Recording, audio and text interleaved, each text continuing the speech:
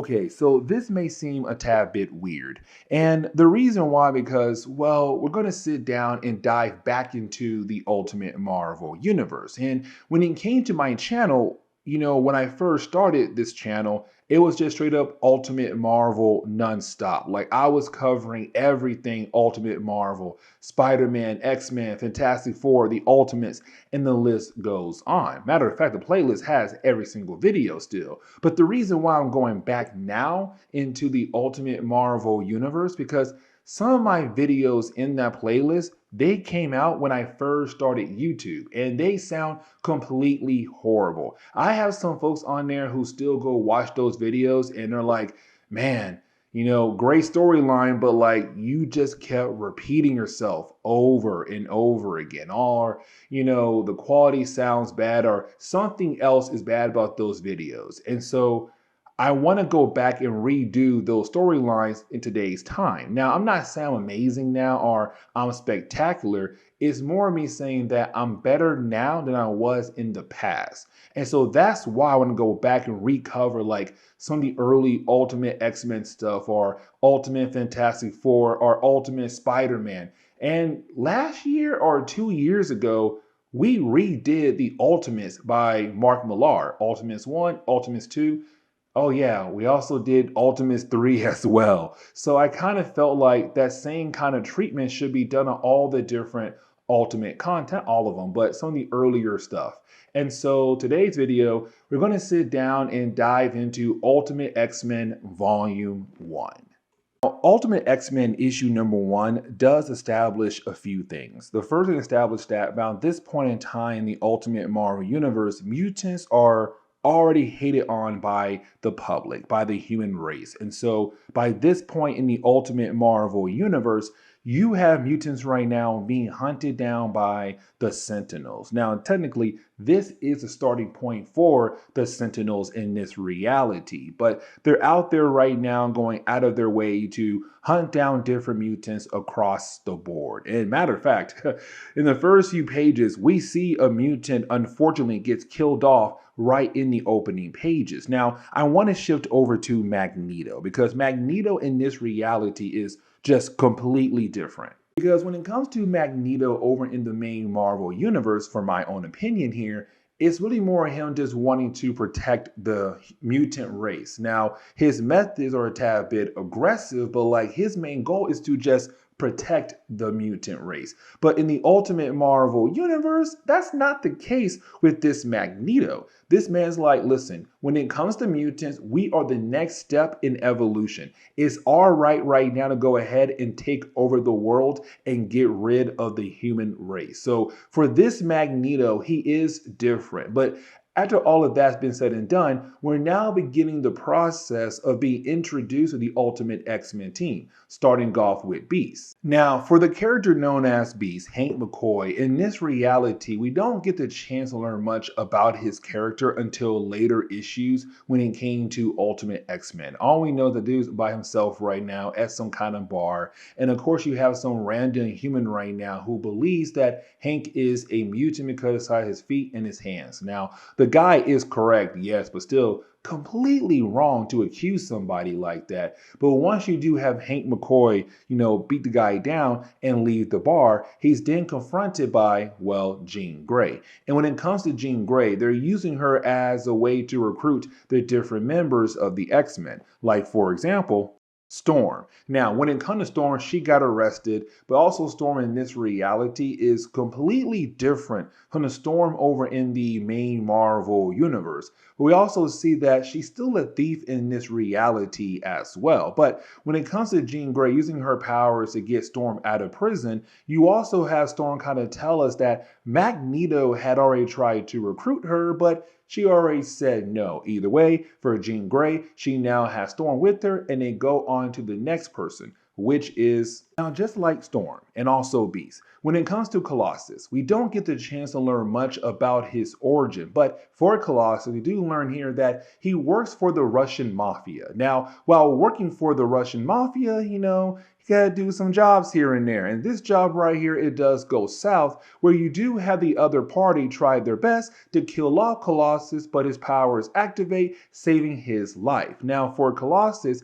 he's kind of wondering, like, with the idea of him showing off his mutant ability, is there a chance that now the Sentinels will come after him? Now, Jean Grey comes by and says, no, that's not the case. In matter of fact, we have a home for you. And so just like that, we now have the X-Men team put together, but of course, they're going to be led by Cyclops. So now we switch over to the school of Charles Xavier. Now, when we do, we get a chance to see Cyclops right now kind of introducing himself to all the new members of the X-Men, but also kind of explaining things for us readers. Now, their black uniforms are, of course, for me, tie-ins to the good old X-Men movies in the early 2000s. I could be wrong there, but when it comes to the X-Men, the black uniforms help hide their mutant genes so that when it comes to the Sentinels, they won't be able to find the X-Men or the school of Charles Xavier. And matter of fact, we're also now being introduced to Charles Xavier.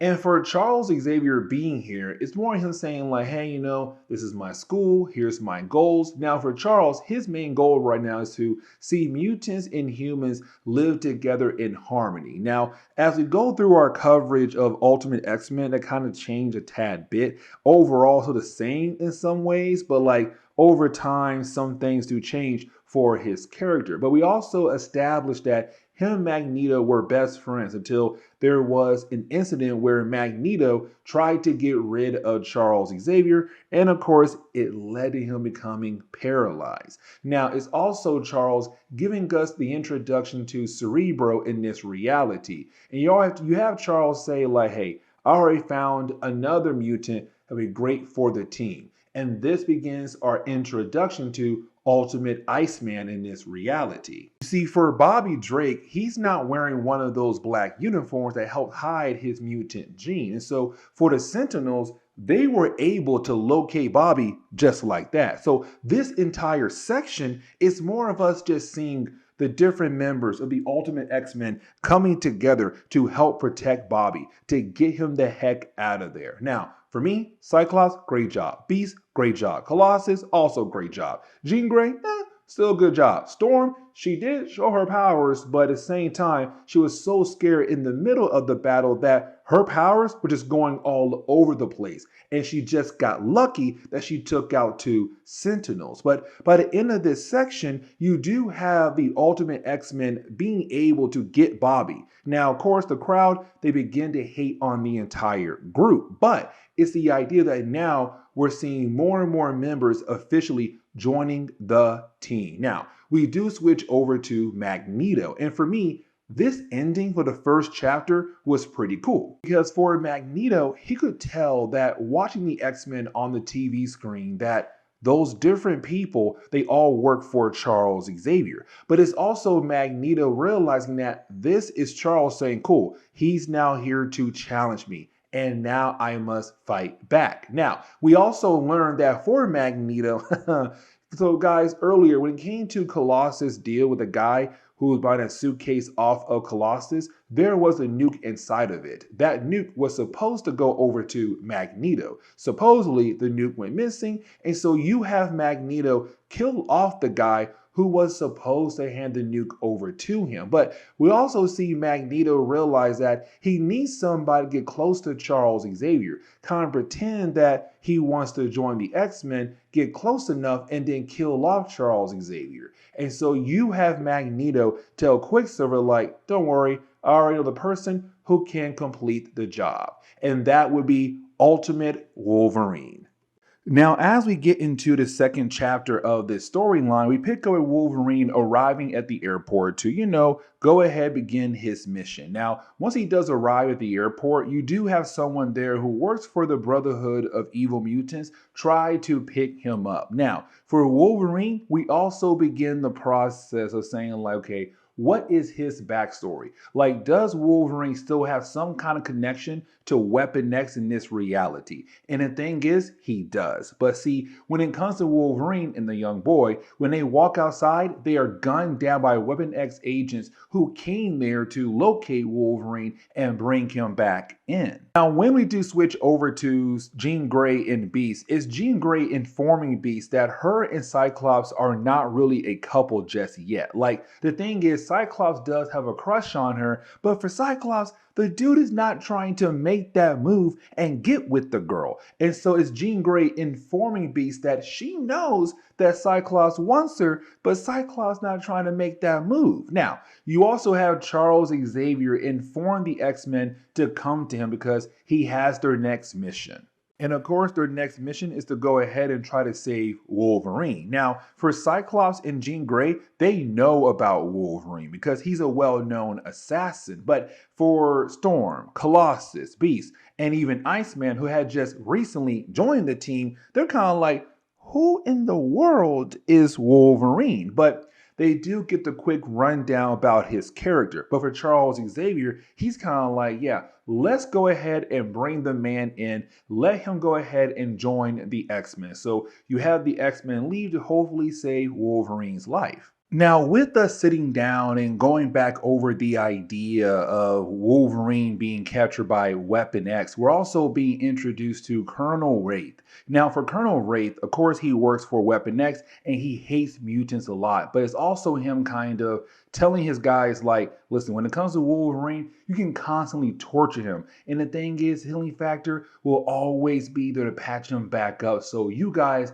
can have fun all night just torturing him. Now, luckily for Logan, you do have the Ultimate X-Men team arrive and they are able to break him free. Now, you have Wolverine wanting to kill off Colonel Wraith, but you have Jean Grey stopping him at the very last second. But just like that, you have the Ultimate X-Men team being able to move in, grab Logan, and head right back home. With the last page of this chapter, it's really more of us seeing that when it came to Magneto, it was him who had warned Weapon X, who had told Weapon X where they could find Wolverine. And the reason why, because Magneto knew that when it came to Charles Xavier, if Wolverine got captured, like he did, knowing Charles Xavier, he would go out of his way to try to save Wolverine, like he did. And so now Wolverine has a better chance to finish the contract, which again is to kill off Charles Xavier.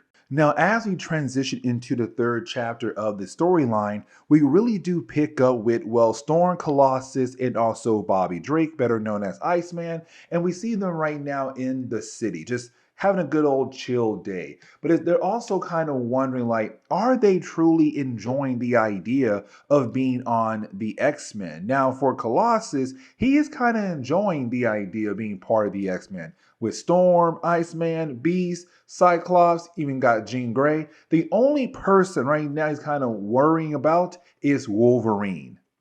And when we do switch over to Wolverine, what we're seeing currently at the moment is him going through one of his training sessions. Now, while going through one of these training sessions, it's also him like killing off every single member of the X-Men in this training session. Now, of course, it's the Danger Room kind of. So it's not really him killing off all the different members of the X-Men. But for Charles, he said, dude, all I want you to do was to wrestle against your fellow X-Men, not to kill them off. Now, we also see that for Wolverine, is him trying to get close to Jean Grey and hoping to say the right things to get close to Jean Grey.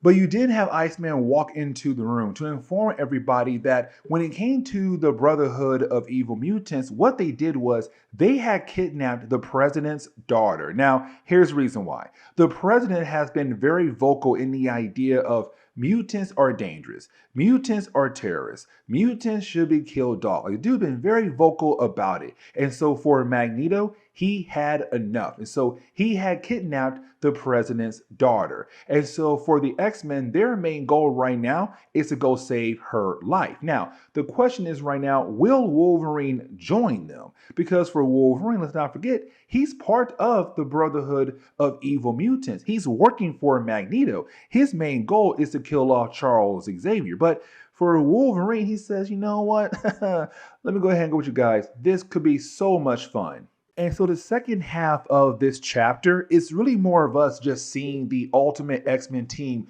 going out of their way to save the life of the president's daughter and fight against the Brotherhood of Evil Mutants. Now, for Wolverine, the way he has to work in the whole entire situation is to make sure the Brotherhood does not blow his cover at all when it comes to him trying to be part of the X-Men. Now, at the end of this whole entire section, you did have Wolverine being able to grab the president's daughter, get into a car, drive the car off a cliff, but luckily for Wolverine, Jean Grey had brought the Blackbird around to catch him just in time, but also a way to impress her as well. And so just like that, you had the X-Men being able to save the president's daughter. But the problem is that, well, while you have the X-Men trying to leave, you then have Storm inform Cyclops they may have a small problem. And that small problem is the idea that Beast seems to be dead. And just like that, we might have the death of our first X-Men character.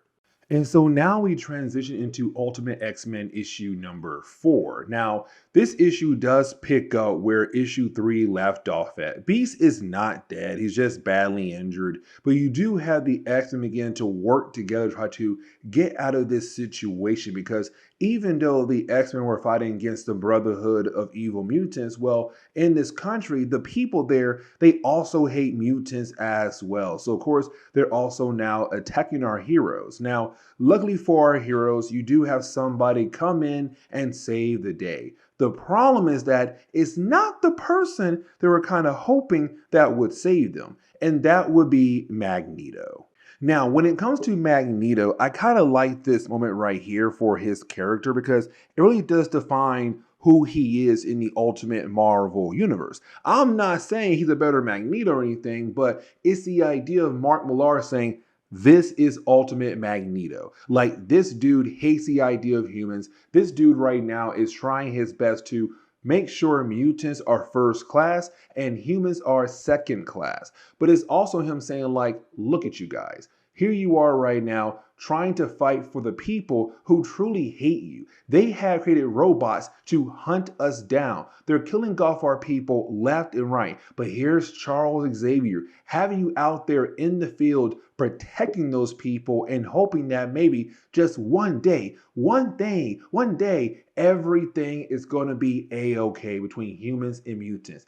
I'm here to tell you that may never happen because the human race have already determined that we are bad people and we should be killed off. But it's also Magneto allowing the X-Men to leave. Now, while they're leaving, you didn't have Quicksilver ask like, hey, I thought we sent Wolverine to kill off Charles Xavier. And Magneto already knows. When it comes to Wolverine, if he has not finished a mission yet, it's because he's trying to get with a lady.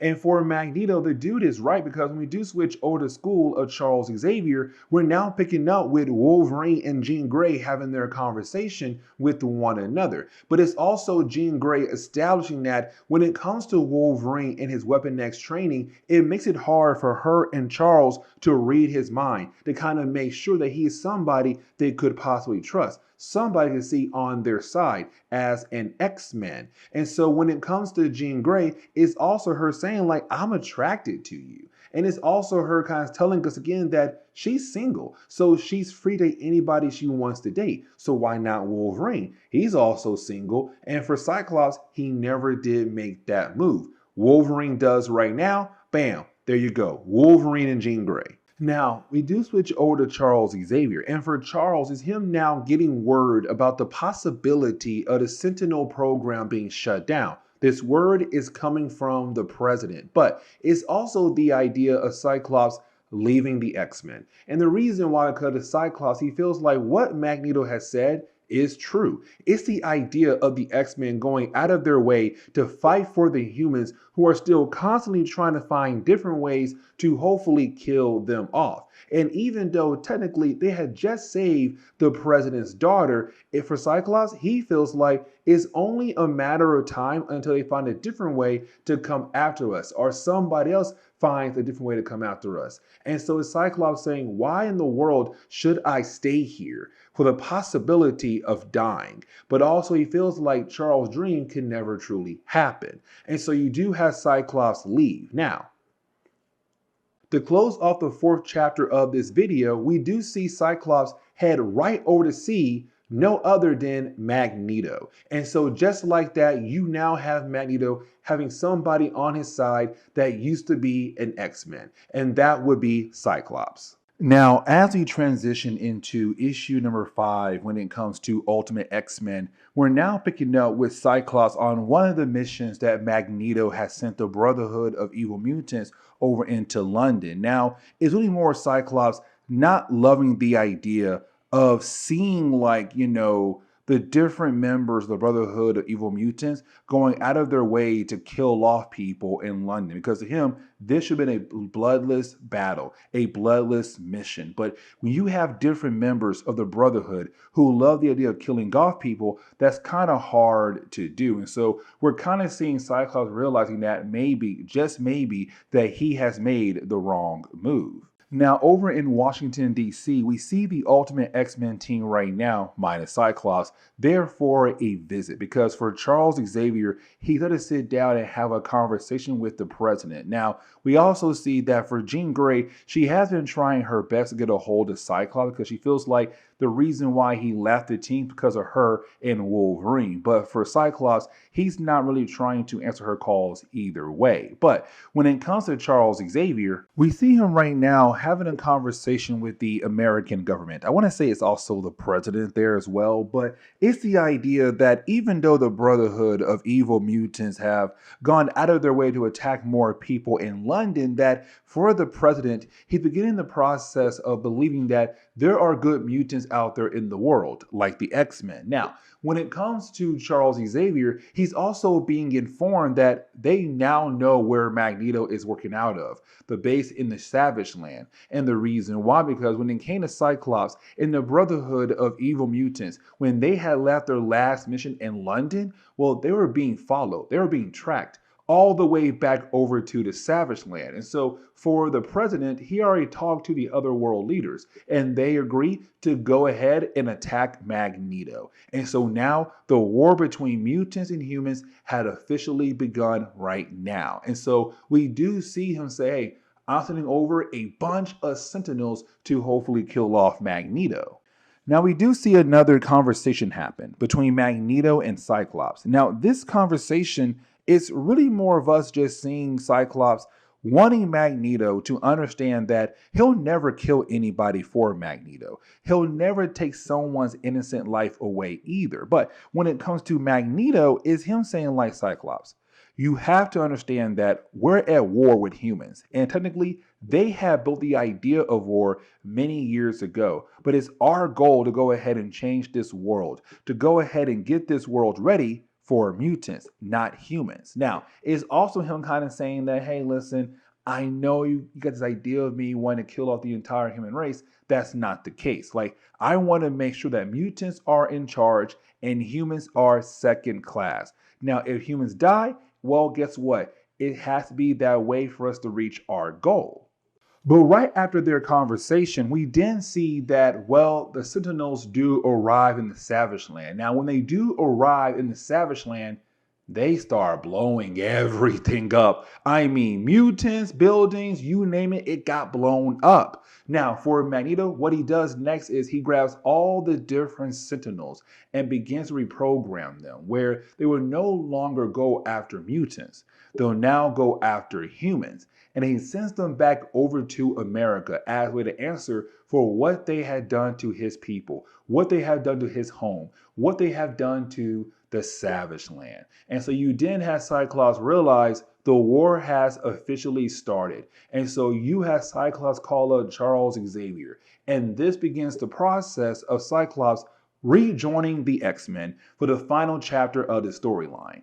And so, as we enter the final chapter of the storyline, we're now technically seeing Jean Grey finding out that Wolverine's a guy she should not be with, because she now knows that Wolverine was sent there to actually kill off Charles Xavier by Magneto. But it's also Wolverine telling her that he has completely changed for the betterment of everybody around him. And so he wants to be with her, but also he now believes in Charles Xavier's dream as well. We then see Charles Xavier going out of his way to warn everybody what's to come down the road when it comes to the idea of Magneto using the Sentinels as a way to attack Washington, D.C. It's also Charles wanting to keep everyone calm by informing them that him and the X-Men should be able to handle this situation. And we also see some things being set up for the ending of this book, like, for example, the idea of Quicksilver, because for Cyclops, he realized that he won't get there fast enough to help the rest of the X-Men to battle against Magneto. But for Quicksilver, he is fast enough to get there to help everyone out. And let's not forget, for Magneto, he hates his son so much that his son is kind of like, enough is enough. I am tired of being treated like dirt when it comes to my father. So now this leads us over to, well, Magneto arriving in Washington, D.C. Now, when Homeboy does arrive in Washington, D.C., it's all out right now, guys. He says, hey, you know what? Here I am, and here are the Sentinels that you try to use against me, now using it against you guys. Now, we also see Magneto go out of his way to grab the president and begin the process of trying to kill off the man on live television. Like, hey, you know what? It's now time for the end of the human race. Now, you do have Charles Xavier to step in and have a conversation with Magneto, but for Magneto, the dude is not like Charles Xavier at all. So as soon as he sees Charles, he begins to attack him. Now, with Charles doing that or allowing it to happen, is also Charles trying his best to distract Magneto, to allow somebody else to attack him from behind. And that would be Wolverine. Now, Wolverine being there, you have Wolverine being able to begin to attack Magneto, but it's also Magneto realizing that Wolverine is no longer on his side, that Wolverine now agrees with Charles Xavier when it comes to the idea of a world where mutants and humans can live together in harmony. And so with that being said, by Wolverine's attacks, you have Magneto be very upset with Wolverine and begin the process of trying to attack him. Really, he does attack him and bring him down. Now, when it comes to Pietro, better known as Quicksilver, he's then able to run so fast over to Washington, D.C. and pull off the mask of the helmet of Magneto. Sorry about that. So we see Charles Xavier just being able to turn Magneto into a bomb, like literally turning him into a bomb, where we see Charles Xavier telling the world that to make sure the world is going to be safe from the likes of Magneto, well, let's go ahead and turn him into a bomb and then just blow him up. And so we're kind of left to believe here that for Magneto, he is officially dead. Now, as we all know, that's not the case, because we still have the idea of ultimatum down the road. But for right now, it does seem like that, yes, for Magneto, he is officially dead and off the board. Now, you do have Charles Xavier allow Scott Summers to come back to school, but you also see a few things being set up for later books down the road. Like, for example, the next volume is more the idea of Weapon X. But we also see that for Charles Xavier, with the idea of the human race now seeing the good in mutant race, he can now begin the process of phase 2 of his big plan when it comes to helping mutants and humans live together in harmony. Okay, so it's time for us to go ahead and get back into our coverage over Ultimate X-Men. Volume 1 did pretty well for me on my channel, for a small channel, having those few thousand views, really kind of showed that you guys really did like the idea of me covering or recovering Ultimate X-Men. So we're going to pick up with Volume 2. Now, Volume 2 is better known as the Return to Weapon X story arc, kind of diving into the idea of Weapon X in the Ultimate Marvel universe. And so, as we get into the opening pages for issue number 7, we're being introduced to a new character, the ultimate version of Nightcrawler. So, here is Ultimate Nightcrawler, and right now he's trying to escape from Weapon X. Now, we do get a few splash pages of Nightcrawler just trying to escape, but while you do have Kurt trying to escape, unfortunately, he is recaptured by Weapon X. Now, while he is being taken away by Weapon X, we learn here that Weapon X is apparently part of S.H.I.E.L.D. And the question is how and why? And this leads us over to Wolverine. And the reason why, because we see Wolverine and also Charles Xavier trying their best to locate Weapon X. Now, they have gone to different locations where Weapon X used to be at.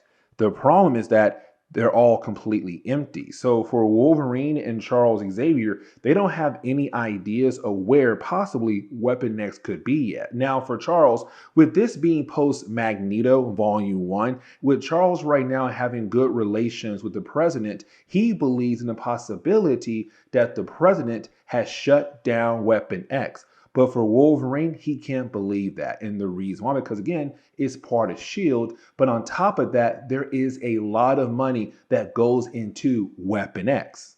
Now, we do switch over to Beast and also Jean Grey, the only two members of the X-Men right now who are currently at the school. Now, for Beast, he got some transplants done by Jean Grey and Charles Xavier. That right there is not really important. But for Jean Grey, it's also her kind of telling us that Cyclops, Storm, and Colossus are away at the moment. And the reason why, because they have went over to Japan to do a talk show. Now, for Jean Grey, it's also her expressing her hatred for Wolverine. And the reason why, because back in Volume 1, Wolverine was working for Magneto, and his assignment was to go kill off Charles Xavier. And so you had Wolverine trick the X-Men into believing that he wanted to be a good guy, but in reality, he was just trying to get close to Charles Xavier to kill him off. Now, over time, for Wolverine, he realized that he wanted to work alongside with the X-Men and actually be a good guy. So, but for Jean Grey, it's the idea that he lied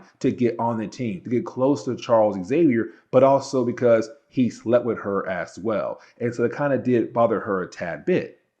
But now we have to switch over to Cyclops, Colossus, and Jean Grey. Now, the three characters are currently over in Japan, and this right here kind of shows what's happening now with the mutant race, because with the X-Men going out of their way to defeat Magneto back in Volume 1, it kind of showed the world that not all mutants are evil. Yes, for the longest time, they only had one example, Magneto, and also his Brotherhood of Evil Mutants. But now it's like, that's not the case. Look at the X-Men. There are good mutants who went out of their way to protect the human race. And so right now, the X-Men are just truly popular. They're going around the world doing all these different talk shows for all these different people. But once you do have the three characters leave the TV studio, they're then completely surrounded by a crowd of people. And so while you do have the X-Men currently waiting for the Blackbird to come pick them up, they don't realize that somebody is currently sneaking their way through the crowd of people,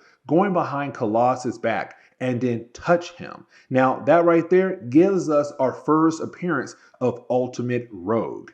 And so we do learn here that for Rogue, she's also being forced to help out Weapon X. And so when she calls over to them, she said, hey, listen, I have all the info. I know where they live, all security codes, everything about them. So we learn here that for Weapon X, they're no longer trying to go after the missing Brotherhood of Evil Mutants. Their main goal right now is to go after the X-Men, but of course, recaptured Wolverine as well. Now, as we transition into Ultimate X-Men issue number 8, we do pick up with Wolverine and also Cyclops going after a mob boss. And the reason why, because let's not forget, back in Volume 1 of Ultimate X-Men, we had learned that for Colossus, he was working for the mob. And so with them right now working with the X-Men, the mob is not really happy about the idea of him no longer helping them out. And so we currently see Cyclops and Wolverine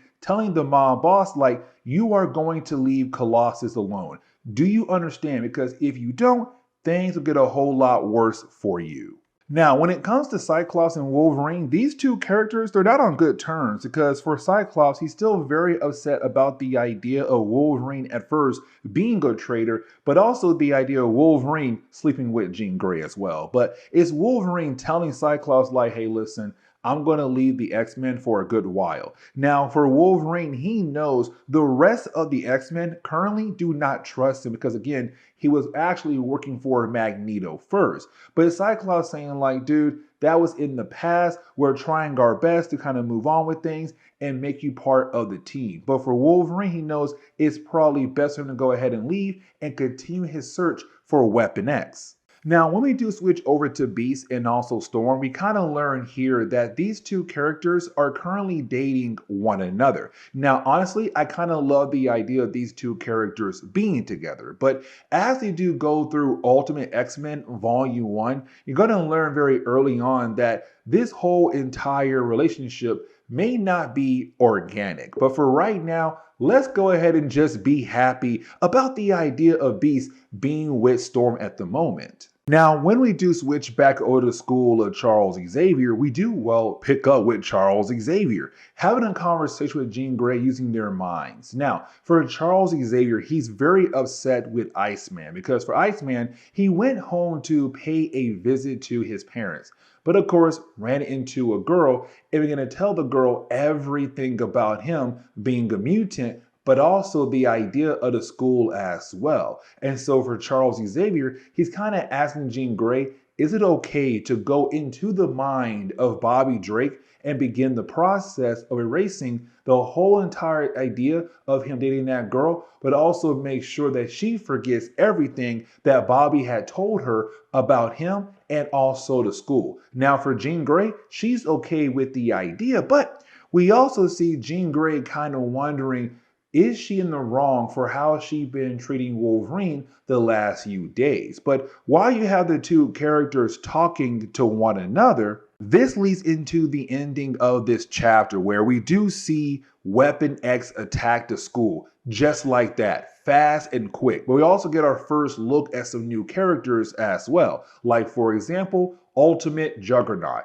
and also Ultimate Sabretooth as well. Now for me personally, okay, for me personally, Marvel failed when it came to Ultimate Juggernaut, but that's just me. But anyways, you have those two characters being able to just move in and take out most of the X-Men. Now, Wolverine is not there. He left because once again, he's right now trying to hunt down Weapon X, not knowing that Weapon X had just found the school and now capturing his entire team. Now, you also have Rogue and Nightcrawler there as well, and they take down a few other people like Iceman. But it's the idea that right now for Weapon X, they want to take the X-Men in and turn them into weapons because they are mutants. They're not humans. They are freaks. And they should be used as weapons against, well, the government's enemies or the American enemies. And so just like that, the entire X-Men team has been officially captured by Weapon X. And so now we switch over to Ultimate X-Men issue number 9. Now with the 9th issue, we really do pick up with Nick Fury this time. And I want to say this was his first appearance ever in Ultimate Marvel. But for Nick Fury, we currently see him at the moment right now on this assignment where basically he's trying to bring down this underground facility. We learn here the underground facility had broken some kind of treaty that was done across the world to make sure no country is allowed to create any more superhumans. Unfortunately, this country here, India, is right now breaking that facility. Now, it's kind of cool to see Nick Fury here because he's a one-man army at first, but everything goes south for Nick Fury when he goes behind this one metal door and finds the thing he was looking for. Except when he does find it, he calls in for backup. And then we see a big, bright light. Now we switch over to, well, Weapon X facility, and we pick up with John Wraith having a conversation with Thunderbolt Ross. Now, for John Wraith, he's the man in charge of Weapon X at the moment. And so it's him right now being informed about what happened to Nick Fury. Nick Fury was officially captured. And that right there is a huge problem because that man right there is holding on to a lot of secrets about the American government. And so right now they're trying to get Nick Fury back, but still bring down that underground facility. Now you have Wraith say, you know what, Ross, I want to show you guys our new recruits. And of course, he shows off the X-Men. Now, for Ross, he begins to freak out here. And the reason why, because Ross knows that the X-Men have close connections with the President of the United States of America. It's Ross right now kind of like, dude, have you lost your mind that you have gone out of the way to kidnap the people who are very close to basically almost our boss? Now, for Wraith, he tells us here that the president does not even have the clearance to know about Weapon X. But for Ross, he says, doing things like this makes my job even harder to make sure that no one knows about you guys at all. Either way, go ahead and complete the mission, which is go get Nick Fury back and bring down that underground facility. Now, for John, he does tell Ross this, that he has killed off Charles Xavier. Now, of course, that is a fat lie. But now we have to switch over to all the different prisoners of Weapon X. Now, this leads into a very interesting argument. And the reason why I'm saying that, because for Rogue and also Juggernaut, they truly believe in the idea that if Magneto was still around, then most likely these guys would be in a better place than they are right now. Because for Magneto, he will be able to complete his mission, which is get rid of all the humans across the board and leave the Earth only for the mutant race. And that would be it. Now, you also have the X-Men say, like, that is completely dumb. Like, Rogue, it sounds like you want to join his crazy you-know-what cult. Now, while you have everyone talking to one another, we see Jean Grey right now using her powers on Nightcrawler. Because for Nightcrawler, while being here at this facility, no one really tried to talk to him. And honestly, he also had been tortured so much that she felt bad for him and kind of realized that she used her powers into his mind, kind of help ease his mind, also kind of showed that there were some folks out there who would not mistreat him, who would actually care for him, like Jean Grey and the rest of the X-Men as well. But while you have all this going on in all these different cells, you didn't have Sabretooth and a few soldiers bring Beast back down there. And we see that Beast has been completely transformed into his blue fur form because they're running tests on him to hopefully make him better. And now we switch over to the following day, and we see the current X-Men members right now who are prisoners of Weapon X being used for this new mission. And of course, that new mission is to go out of their way to save Nick Fury, but to also bring down that underground facility as well. But now we have to switch back over to Wraith. And when we do, is him now explaining why he lied to Ross about the idea of Charles Xavier being dead. And the reason why, because he already knows that they are trying to shut down Weapon X. So why not go ahead and lie about Charles Xavier? Now, on top of that, he wants to use Charles down the road as a way to keep Weapon X alive. But also now they're going to use the tracking device that Charles has, better known as Cerebro, to hopefully find Wolverine. And so this leads us into the fourth chapter of this storyline, where we're now picking up with the first team of the Weapon X prisoners like Cyclops, Jean Grey, Storm, and Nightcrawler going to that underground facility and trying their best to get that facility shut down. Now, while you have that team currently doing that at the moment, you have another team, which is Iceman, Colossus, and Beast going out of their way to get Nick Fury at a completely different location, who's currently on a train at the moment. And now you have Colossus being able to stop the train completely. You have Iceman use his powers to bring down the helicopters. And then you have Beast move in, grab Nick Fury so that they can go ahead and go back home. The mission is accomplished just like that. But I want to go ahead and shift back over to the first team, because you had his team kind of get pushed to the edge. And let me explain why I'm saying that, because for Nightcrawler and also Cyclops, they go inside a facility, right? And when they do, they find this mutant project, a combination of 57 different mutant genes put together. Now, for Colonel Wraith, he wants that thing blown up. But for Cyclops, he can't believe what they're currently working on at the moment. Now, unfortunately, it does get blown up. But the big idea of this team getting pushed wasn't that. It's the idea after all of that for Storm and Jean Grey. They find the doctor that is responsible for what's happening at this underground facility. And you have Colonel Wraith tell Jean Grey to go ahead and kill him off. The problem is for the X-Men, they're not killers, minus Wolverine. And so you have Jean Grey say, no, I am not going to kill him. But you didn't have Wraith turn on some device that begins to torture Cyclops. And so it's kind of like, hey, listen, you better right now go ahead and kill that doctor, or I'm going ahead and kill off your boyfriend. And so for Jean Grey, she has no choice here. She has to go ahead and use her power in a way she never thought she ever would. And she went ahead and killed off the doctor just like that to save Cyclops' life. And so once you do have the X-Men go back over to the Weapon X base, you didn't have the X-Men kind of realize that there's a possibility they're not going to escape. Like, they could be here forever. They could be used as weapons as long as Weapon X wants to use them. Like, this could become a complete problem. But you didn't have Colossus kind of believe in the idea that Wolverine could possibly save them. Except that is when you have Weapon X bring in Wolverine. He is beaten down, but he's now been recaptured as well. And so now it does seem like Weapon X is officially winning everything. Now, for some of the people who do work at Weapon X right now, they still kind of feel like there is a possibility that they're going to get shut down. But for Wraith, once again, he still has Charles Xavier. And with Charles by his side, he should be able to change the minds of the different people who would go out of their way to shut down this whole organization.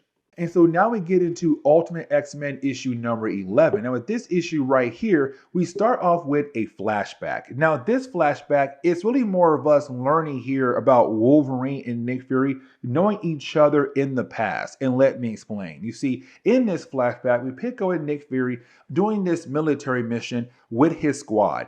And their goal at the moment was to transport Wolverine, who is currently inside an adamantium cage. Now, the problem is that during the transport, they get attacked. And with them getting attacked, Nick Fury's squad gets completely wiped out. Wolverine breaks free. Now, Wolverine is able to protect Nick by killing off every single person who attacked Nick and his squad. Now, for Nick, he's too badly injured. And so you have Wolverine grab Nick and begin the process of carrying him all the way back over to the military camp. We also learn here that back then, you had the military use Wolverine as a weapon. We get the idea that Weapon X had Logan all the way back then.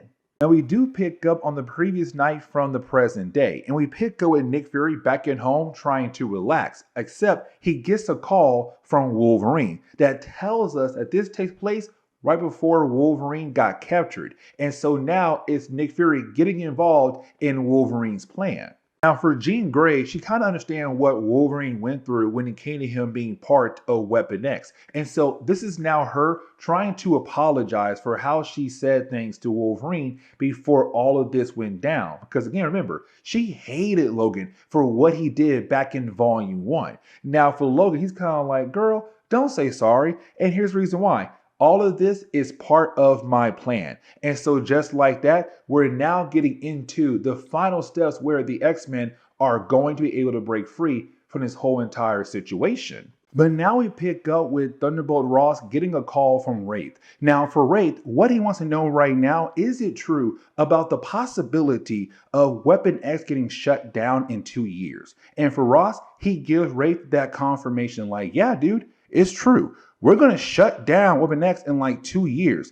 All that money that was given to you is now going to be used to restart the Super Soldier program. Now that right there is a small hint for what's to come down the road in later Ultimate books like the Ultimates, Spider-Man, Fantastic Four, and also X-Men. Really more just Ultimates. But either way, yeah, is him now finding out that his whole organization is gonna get shut down. And for Wraith, that's not okay at all. And he says, you know what? How about this? And so he shows Ross Charles Xavier, say, hey man, I lied to you. And the thing is, I knew I couldn't trust you. But I also want to tell you, like, what are you going to do down the road when another power being pops up again down the road? Like, what are you going to do? You're going to ask Spider-Man or some other hero? Oh, wait, there aren't any other heroes out there. My organization, Weapon X, is the best thing we have when it comes to protecting America, protecting the world. Let's go ahead and use mutants as a weapon or weapons to help protect us because that is what they're here for. Now, Wraith also knows that Ross is not going to agree at all with him. And so you have Wraith blow up the office that Ross was in with all those other people, and they were just there for a meeting. And now, possibly, they're all dead. But now for Wraith, he can get whatever he wants now with Ross out of the way. But now we have to switch back over to Wolverine and also Sabretooth. Now, this is Sabretooth beginning to tease Wolverine, being like, hey man, listen, so I have this folder. This folder right here, it contains information about your past. I know you want it, but you see, I'm not going to give it to you. And so you then have Sabretooth burn the folder that held pieces of Wolverine's past that he cannot remember. Now, Sabretooth does beat down on Wolverine and express how much he hates Logan. Now, Logan, he's not sad. He's smiling because his plan is coming together. So you then have different doctors inform Wraith like, hey, listen, so we did an x-ray scan on Wolverine for like a medical checkup, and we saw something inside his body. And for Wraith, he looks at the x-rays and he realized what is inside Wolverine's body. It's a tracker. And just like that, bam, the plan goes in motion. Because for Wolverine, he did call in some backup, right? Yeah, he called in some backup. But the backup, man, y'all won't believe who it is. It's the Brotherhood of Evil Mutants. They came out of their way to help save the X-Men and the other people who are being held right now inside Weapon X. It's basically a jailbreak right now, and it goes into the final chapter. So this kind of leads into the final chapter for today's video, where you do have, the Brotherhood of Evil Mutants alongside the X-Men just causing chaos in the entire Weapon X facility, but you also have Wolverine fighting against Sabretooth. Now, for their battle is kind of interesting because for Sabretooth, we do learn here that he did go through the whole adamantium process and of course got some Wolverine claws on his hands. He has 4 on each hand, but also got adamantium on his teeth as well, which honestly, it's kind of weird, but kind of cool at the same time. But either way, you do have the battle end with Wolverine being able to bring down Sabretooth. Now, this leads into the next situation right here. Should the X-Men kill off every single person here at Weapon X? Because for the X-Men, they were being tortured by Weapon X. Like, they were being literally tortured day and night by Weapon X and being used as weapons. And Jean Grey was forced to kill somebody. That was her first kill. But as Jean Grey telling the X-Men, we're not killers. Like, yes, I did kill somebody earlier, but I was forced to kill them. We have a choice right now. And let's go ahead and make the right choice because Charles Xavier taught us better. Now for Storm, she kind of hates the idea of making the right choice. And the reason why? Because what happened to Beast? Because Beast right now, he was used for an experiment. He now has blue fur all over his body. Like they had completely changed the man. But for Storm, it's kind of like, no, these people deserve to die. And so she wants to kill off Wraith as he tries to fly away in a helicopter. Now, it does get blown up. At the very last second, you have Nightcrawler being able to save his life. Now, with that all being done, you then have Nick Fury appear. Now, with Nick being here, it's really more the idea of Nick being there saying like, hey, listen, I was called in by Wolverine, but also I came here to help shut down the entire organization. Because again, Weapon X should not be allowed in our whole entire government system. And so with that, you also have Wolverine say, a few years ago, Nick Fury helped Wolverine escape from an ex in the past. But either way, for our heroes, they're now allowed to go back home. And this kind of leads into what I say a cliffhanger, because once you do have the X-Men get back home, you did have Charles Xavier bring up the fact that there is a possibility that he didn't kill Magneto back in Volume 1. If that's the case, then where in the world is Magneto right now when it comes to the ending for Volume 2? With that, hey, so it's time for us to go ahead and get back into our coverage over Ultimate X-Men, and we're going to pick up with Ultimate X-Men issues number 13 and 14, a two-part story arc that does introduce Ultimate Gambit. Now, honestly, I thought at first that Mark Millar had wrote this story, but I always keep forgetting that this was done by Chuck Austin. Now, in this storyline right here, we're also seeing our first introduction to Hammerhead. Now, usually in Marvel Comics, when it comes to Hammerhead, he's more of a Spider-Man villain, but in this case, we're going to see him go up against Ultimate Gambit. Now, the first part of this storyline really does pick up in New York City, but at one of the docks in New York, where we do pick up with a random deal going south, where you do have one guy killing off two other people. Now, when the shooting happens, a small girl in a car waiting for two folks to come back, well, she saw the shooting. And so for Hammerhead, once he realized that young child had just watched him murder those other two people, he realized that now she's a witness, and now he has to get rid of her. And so he begins to attack the car that she's currently in. Now, for the young girl, she is able to get away, but just barely though. And so now we get the idea, the storyline is going to be really more Hammerhead trying to hunt her down so that he can silence her. Now we switch over to Ultimate Gambit. Now, the point of this two-part storyline is really more the book trying to paint this picture of the idea of the X-Men kind of living a life of luxury. Let me explain. Because when it comes to the X-Men, especially in the Ultimate Marvel Universe, with Charles going around and saying, hey, you may join the ranks of my X-Men and come live with me in my mansion, my money runs deep. You can have almost whatever you want. And so those mutants who have been chosen by Charles now get the chance to live a life of luxury. And so when it comes to Gambit, he's a mutant who don't get that kind of chance. But also for Gambit, he is homeless. And so he has to use his powers as a way to make ends meet by pulling off different magic tricks on the streets to say, hey, you know what, guys? Watch this trick. Oh, you liked it? Okay, cool. Thanks for the $5. Now I have money to buy some food or somewhere to live for the night. And so it's kind of showing that not every single mutant will have that chance to join the X-Men. But anyways, when it comes to Ultimate Gambit right now, just pulling off different magic tricks and also getting girls' numbers as well, the same little girl we saw earlier finds Gambit, and she saw the entire show. Now, for the young girl, she does not understand the idea of mutants at all. So when she saw Gambit, she's like, oh my God, he's doing magic. This is great. He'll then have the ability to use his magic to bring my parents back to life. And so at first, you do have Gambit trying to ignore her. But when she says, I need your magic to bring my parents back to life, he's kind of like, whoa, she said her parents, like they're both dead, which also means that she could be homeless or lost at the moment. And so you now have him trying to figure out what's going on in this young girl's life. And so you have the young girl take Gambit over to the docks where her parents were shot and killed by Hammerhead. And so when they do arrive at the docks, is Gambit right now watching bodies be put in body bags and now understands that her parents are officially dead, that this girl is on her own at the moment. And so for Gambit, he truly does so bad for her. Now, she still believes in the idea that he can still use his magic to bring her back to life. Not her, sorry, bring her parents back to life. But it's Gambit saying like, darling, that kind of power right there, I don't have. Now, she does not understand because she's a young girl. And so it's him right now just trying to please her, to keep her calm by basically saying like, listen, how about this?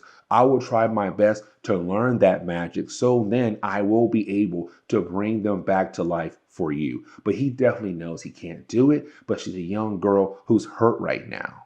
Now, we also see Gambit and also the young girl pull off a scheme in a way to get some food for the night because, well, they're both homeless. They have nowhere else to go. And so we see the two of them being able to work together to at least steal some chicken. Now, while they're doing that, they have no idea that they're being watched by Hammerhead. So now Hammerhead now knows where the young girl is at. And of course, for him, that means trying to get rid of Gambit to get to the young girl, possibly. This also kind of leads into another bonding moment because you do have Gambit try to take the young girl over to where he is staying, an abandoned train. The problem is that they have to wait until a train passes by them. Now, the young girl, she does try to reach out for the train that's passing them, and for Gambit, he begins to freak out because it's kind of like, girl, you could have died by doing that. But while he's yelling at her, she begins to freak out. And for Gambit, he realized what's going on, that most likely she was abused in the past by her parents or her mother's boyfriend. Either way, she was abused. And for Gambit, he remembers what it was like to be abused as a child because he was also abused as well. And so he apologized to her, but still wants to understand, like, she could have died when it came to her trying to reach out for that train. Now, you do have the two being able to fall asleep for the night, but the problem is that once you do have Gambit wake up and realize that the young girl is now missing, he begins to freak out and he kind of realized what's going on here, that somebody was able to kidnap her and take her away and left a note behind saying, do not come looking for her at all. We already know it's Hammerhead, but for Gambit, he's kind of like, no, I must get her back. And so this kind of leads into the second chapter of the storyline where we're now seeing what happens when you tick off Ultimate Gambit. Because this man right now is truly upset about the idea that that young girl was taken away from him. And so you have him right now just going around asking different people. When I say asking, I'm really more attacking them and forcing them to hand over answers to find the person who took the young girl. Now, of course, he does get a name, Hammerhead. And so now he knows what he has to do. Find this guy known as Hammerhead.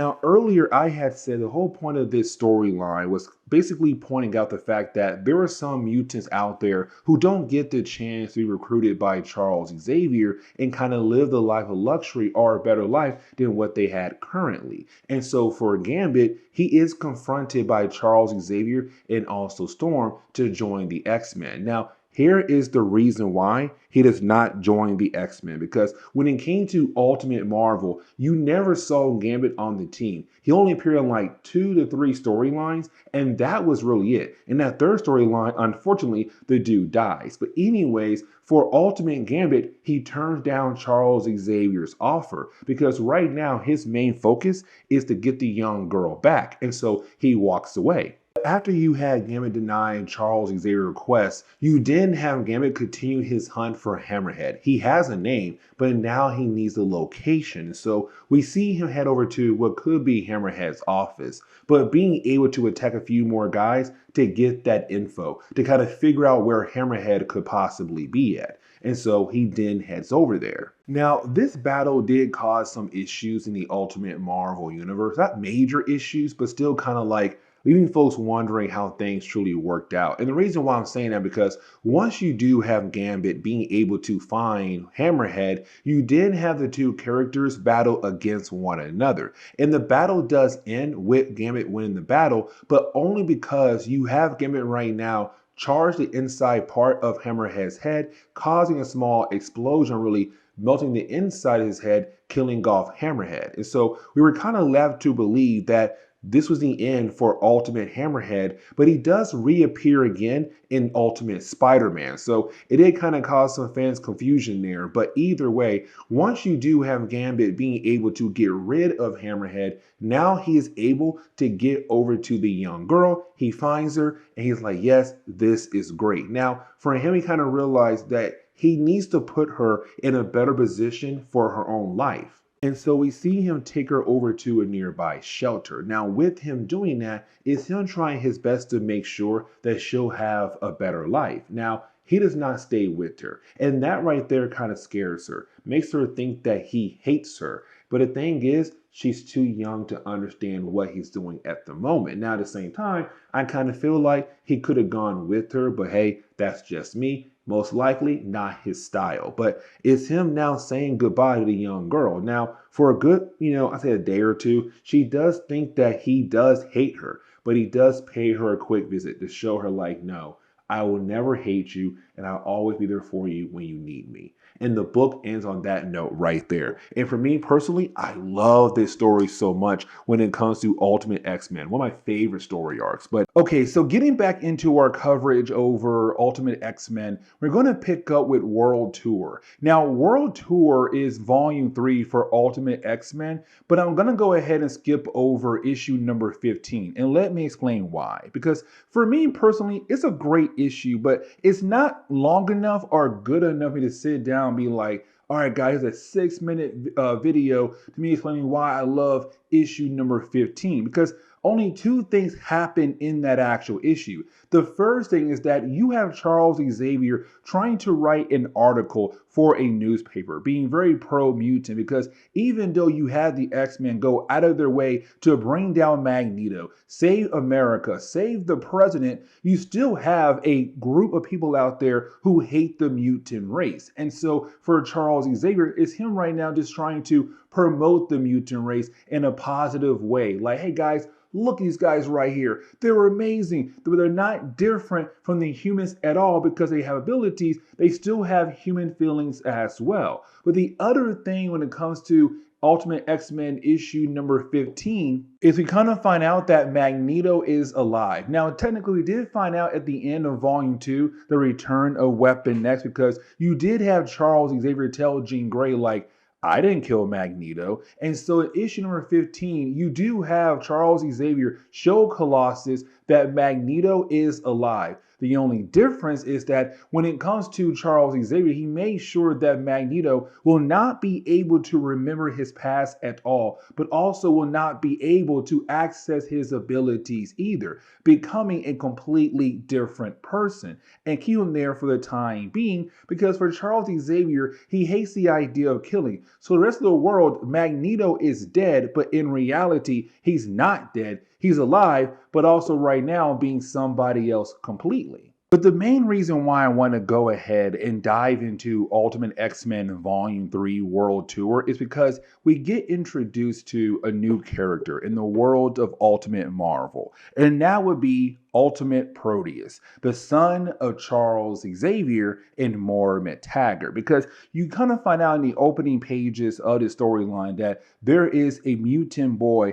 that had escaped from your island. Now, apparently that boy would be David Xavier. Now, for David, he has the ability to jump from body to body using different people as hosts. And so right now for David, he's trying his best to work his way over to the mainlands. And so once he's able to get there, he continues on with his mission. And so now we're getting our first look and only look of Ultimate Proteus. And the reason why I say our only look, because for Proteus, this is the only story arc that he ever appears in. And I kind of feel like for Ultimate Marvel, they kind of just wasted this character, because I feel like they could have brought him back to life in some kind of way post-Ultimatum. But anyways though, but when we do switch over to the X-Men, we see the X-Men right now are in London. Here's the reason why, because for Charles Xavier, he has a brand new book that he is trying to promote. And so right now, they're doing a world tour. Now, while being in London, for Charles Xavier, he told his X-Men like, okay, here is your assignment. Go out there in the world and impact London in different types of ways. And so you have the X-Men break up into different teams. First team, Storm and Jean Grey. Team 2, Wolverine, Iceman, Colossus. Team 3, Cyclops and Beast. Go out there and figure out how to impact, this country, or this city more exact. But anyways, you do have our heroes find different ways to impact London. For Jean Grey and Storm, they take down a terrorist group. For Wolverine, Iceman, Colossus, they take down a international drug ring. And for Cyclops and Beast, they take down some random thugs who are doing some bad things in the city. And so once you did have our heroes do all those different things, they then regroup with Charles Xavier. But once you do have them being able to regroup with Charles Xavier, is Charles kind of expressing that he's kind of angry at most of his students. And let me explain why. Because for Storm and Jean Grey, yes,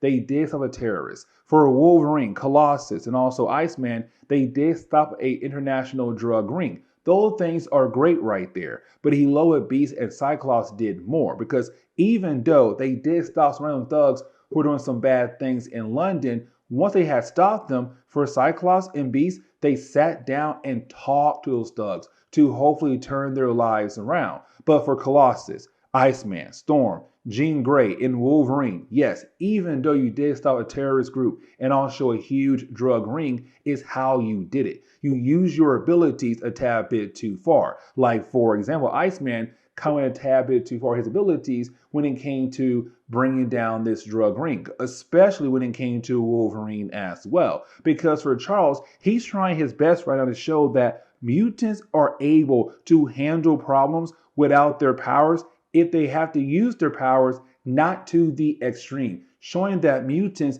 can actually be peaceful. And also, with them out there doing all these different things, it could also affect how his books sell, how he promotes his book. Now, right after that, once you had Charles get done talking to all his students, the following day, you have the team find out that Colossus had left. Like, he checked out of the hotel and disappeared. So we're kind of left to believe that now for Colossus, he's off the X-Men. Now, you have the kids ask Charles, like, hey, Charles, do you know where Colossus could be yet? The problem is that for Charles, he gets a phone call. And that phone call is from Moore Taggart, informing him about David, how David had officially escaped. And now they have a problem.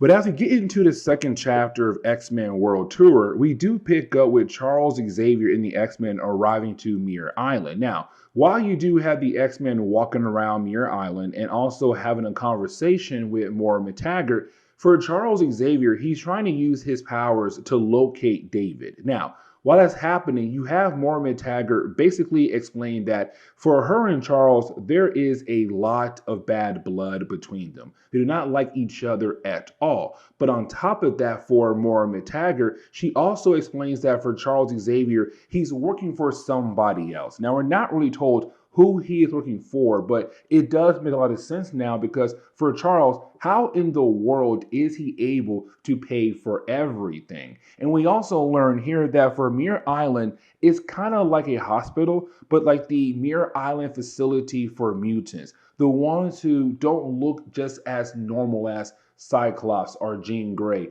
but also the ones whose powers are not really controllable like David powers are. But either way, you do have them walk around Muir Island. Now, for Moore Taggart, she does explain things about David as well. Like, for example, she said, once Charles had left them behind, 1 week later was when his powers had truly manifested. The problem is that his powers damaged his own body. And so it took them almost a week to find a way to save his life, but he had almost died. Now, for David, he has been in this hospital for 7 years. And so ever since then, she's been trying her best to save her son. But recently, something happened that made him go a tad bit wild, and his powers go wild as well. But also, he was able to escape by jumping into somebody else's body. And of course, as we saw earlier, making his way over to the mainlands. Now, we're also being introduced to 2 other characters, and that'll be Bessie Braddock and Dave Thomas. Now, of course, Bessie Braddock being a character on Psylocke in the main Marvel Universe, and Dave Thomas, he's a cool character in the main Marvel Universe. But these 2 guys are part of Strike, the British division to S.H.I.E.L.D., and so they're here to help out with the situation at the moment. Now, for Charles Xavier, he was able to locate David at a Burger King nearby. And so you had the X-Men head over there. And of course, you didn't have Charles Xavier try to use his powers to keep David calm, but also keep his body still, allowing Wolverine to go inside and to collect David and to hopefully bring him back out and the day is saved. Of course, this is only part 2 of the World Tour storyline. We still have 3 more chapters left. And so once you do have Wolverine go inside and try his best to handle David, that's when we see David's powers like completely. Like, yes, earlier we saw that he has the ability to possess other people, but also he has the ability to warp reality around him, causing explosions, doing all different types of things. But also, we see David being able to now possess the body of Wolverine. Now, this right here is a problem. And the reason why, because for Wolverine, he has a healing factor. And so usually for David, he has to jump body to body because most of the time the body he has, they die out very quickly. They burn out very quickly. And so for David, he's kind of like, hey, this right here is amazing. This guy got claws, metal bones, and a healing factor. Oh yeah, I'm going to enjoy this. Now, for me personally, I really do like this battle a lot. And the reason why, because we get the chance to see how powerful Proteus truly is. Because for Proteus, he's right now showing off all these different abilities, but also giving the X-Men a challenge here. Now, when it comes to Beast, he's now the leader of the team for this chapter because for Cyclops and Jean Grey, they're gone. But also for Charles Xavier, he was taken out by David. And so now it's up to Beast to lead the team. The problem is that you didn't have Proteus being able to remove Beast and also Iceman off the board, leaving Psylocke and Storm to hopefully handle Proteus. Now, as the battle goes on, they do try their best to bring him down. They can't do it. Now, you have Proteus try to escape with the body of Wolverine, but unfortunately, he does get run over by an 18-wheeler truck. Now we do switch over to Cyclops and Jean Grey, who are currently in Russia trying to locate Colossus. Now at first, they believe that for Colossus, he was kidnapped. Oh, by the way, for Jean Grey, she's trying her best to do all the different hints to tell Cyclops like, hey, listen, I'm single now, and there's no way I'll get back with Wolverine. Anyways, though, you do have the two characters being able to locate Colossus. Now, when they do, is Colossus saying, no, I was not kidnapped. I'm just done being there with Charles Xavier. He hates the idea of what Charles stands for. And honestly, let me explain. You see, for Colossus, he's kind of like, listen, I feel very underappreciated. I'm tired of Xavier's insane pacifist ideas. I am tired of being ignored. I am tired of being a superhero. But when we do switch back over to the rest of the characters, we do learn that Proteus did escape. He's out of the body of Wolverine. But the question is right now, where in the world could Proteus be at? But you also have Wolverine explain that, hey, Charles, I'll tell you right now, your son, he really does hate you. He wants you dead. And honestly, it scares even me how badly he wants to kill you off. And so when we do transition into the third chapter of the storyline, we really do pick up with Cyclops and Jean Grey trying to convince Colossus to rejoin the X-Men. But that's the problem right there, because with Colossus, he's kind of like, why in the world should I rejoin the X-Men? Because I am tired of the idea of being a hero for a race of people who are always going to hate me. So why in the world should I go out of my way to risk my life for humans who are always going to hate me? Now, for Jean Grey and Cyclops, they're trying to tell him like, hey man, listen, so like right now, there is this submarine at the bottom of the ocean, but you are the only person who could possibly save their lives. But for Colossus, again, he's kind of wondering why in the world should he go out of his way to help those people out?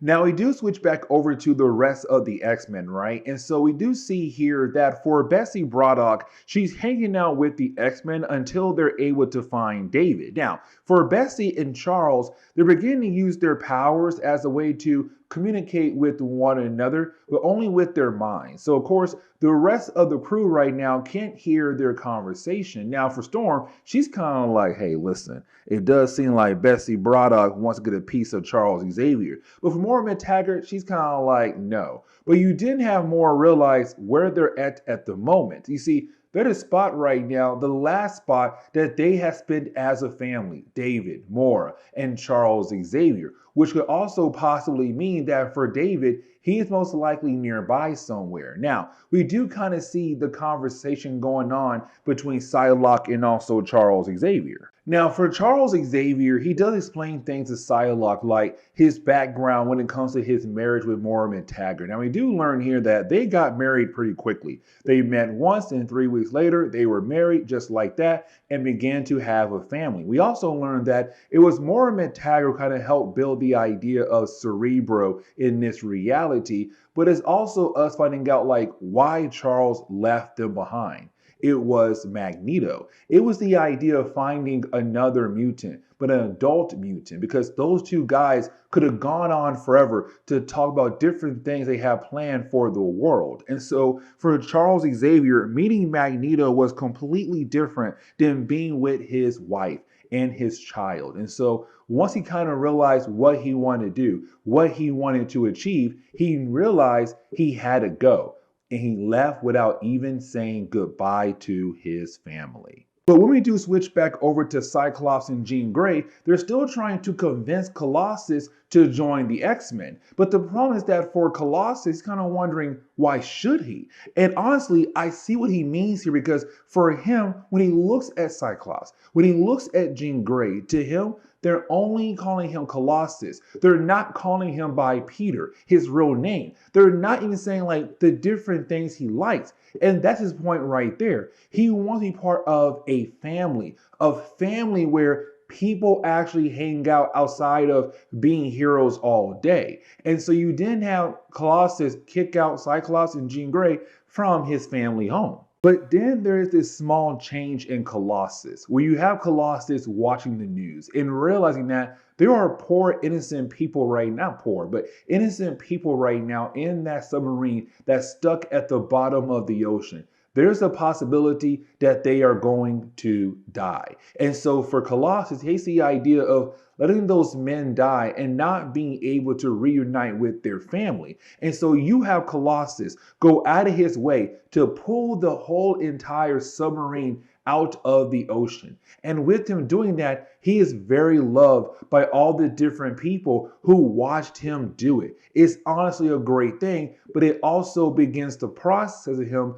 rejoining the X-Men once again. But to close on this chapter, when we do switch back over to Charles Xavier and also Bessie Braddock, we learn that this is not Bessie. That once you had Wolverine get hit by that truck earlier, you had David being able to leave the body of Wolverine and jump into the body of Bessie Braddock. We also learned that Dave Thomas has been killed off panel. But either way, for Bessie, she's no longer in control of her body. It's all now being controlled by David. And for David, he now wants to go ahead and kill off Charles Xavier. And so as we get into the final chapter of the storyline, we're really getting into the idea of seeing how powerful Proteus truly is. And you see him just going ham on every single member of the X-Men. Like, I feel bad with you guys, because these guys are like, all right, guys, we can do this. And you have them saying like, sure you can. Keep trying and literally keep trying. But I'll win over and over again. Cyclops, Jean Grey, Colossus, they joined the party late, right? And they also get a part in this beating by Proteus as well. Now, for Proteus, it's also him trying to bring down everything that Charles Xavier had built up. And so that's why you begin to see him go around different areas, just killing off people in different cities across the world, left and right. Hey, we're in Paris, boom, they're dead. In London, boom, they're dead. Like, he's killing off folks left and right. But the thing is, that our heroes really can't do much when it comes to Proteus until you have Psylocke begin the process of trying to, control her body again, but she also traps Proteus inside her body. So for Proteus, he's no longer able to escape. But for Psylocke, she realized the only way to save the day is to go ahead and kill her off. Now, I remember you had a lot of fans very upset about the idea of Psylocke dying this early in the Ultimate Marvel universe. I'm going to tell you right now, she does not die here. She does come back later on, and it did kind of tickle some fans when she did come back in the picture again down the road. But either way, for Psylocke, she knows the only way to save the day is to kill her off while she has Proteus trapped inside her body. And so you have Colossus take a vehicle and just crush her body. Just like that. Like Psylocke is dead, but also is Proteus. But as we get into the final chapter of the storyline, we're really seeing Charles Xavier and also Moira Taggart going through one of the worst moments in time for parents to bury your child. But of course, they had no choice. But for Charles Xavier, seeing what Proteus did, seeing what Proteus felt like when it came to Charles Xavier leaving his life, when it came to Proteus basically beginning the process of breaking down things left and right that Charles Xavier had built up. For Charles Xavier, he kind of feels like that he no longer has a choice here, that he has to go ahead and end the X-Men.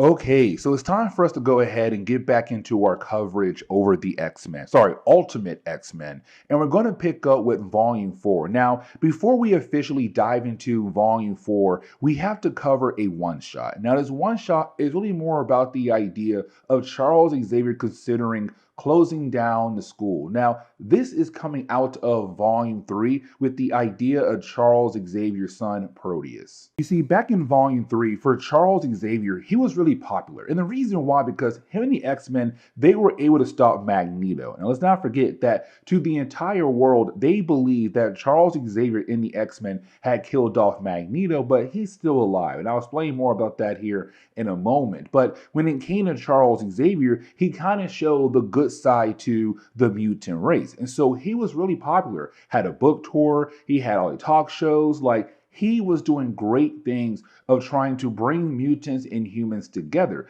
And we saw for the most part, you had most humans beginning to change and beginning to accept mutants into their world. Except when it came to Proteus, he brought all of that down because you have Proteus go to different areas across Europe and just killing off people left and right. And so again, it showed the aggressive side to the mutant race. But also, they found out that that mutant, Proteus, was Charles Xavier's son. He failed as a father. And so right now, he feels like he failed as a teacher as well, because it's the idea what Colossus did at the end of that storyline, killing off Proteus. How in the world can I sit here and say, you know what, I want to bring peace into the world, but then one of my students go out of their way to crush my own son to hopefully save the day? And so for Charles Xavier, it's him really considering the idea of closing down the school. And also the fact, like, you have the team right now away on the mission,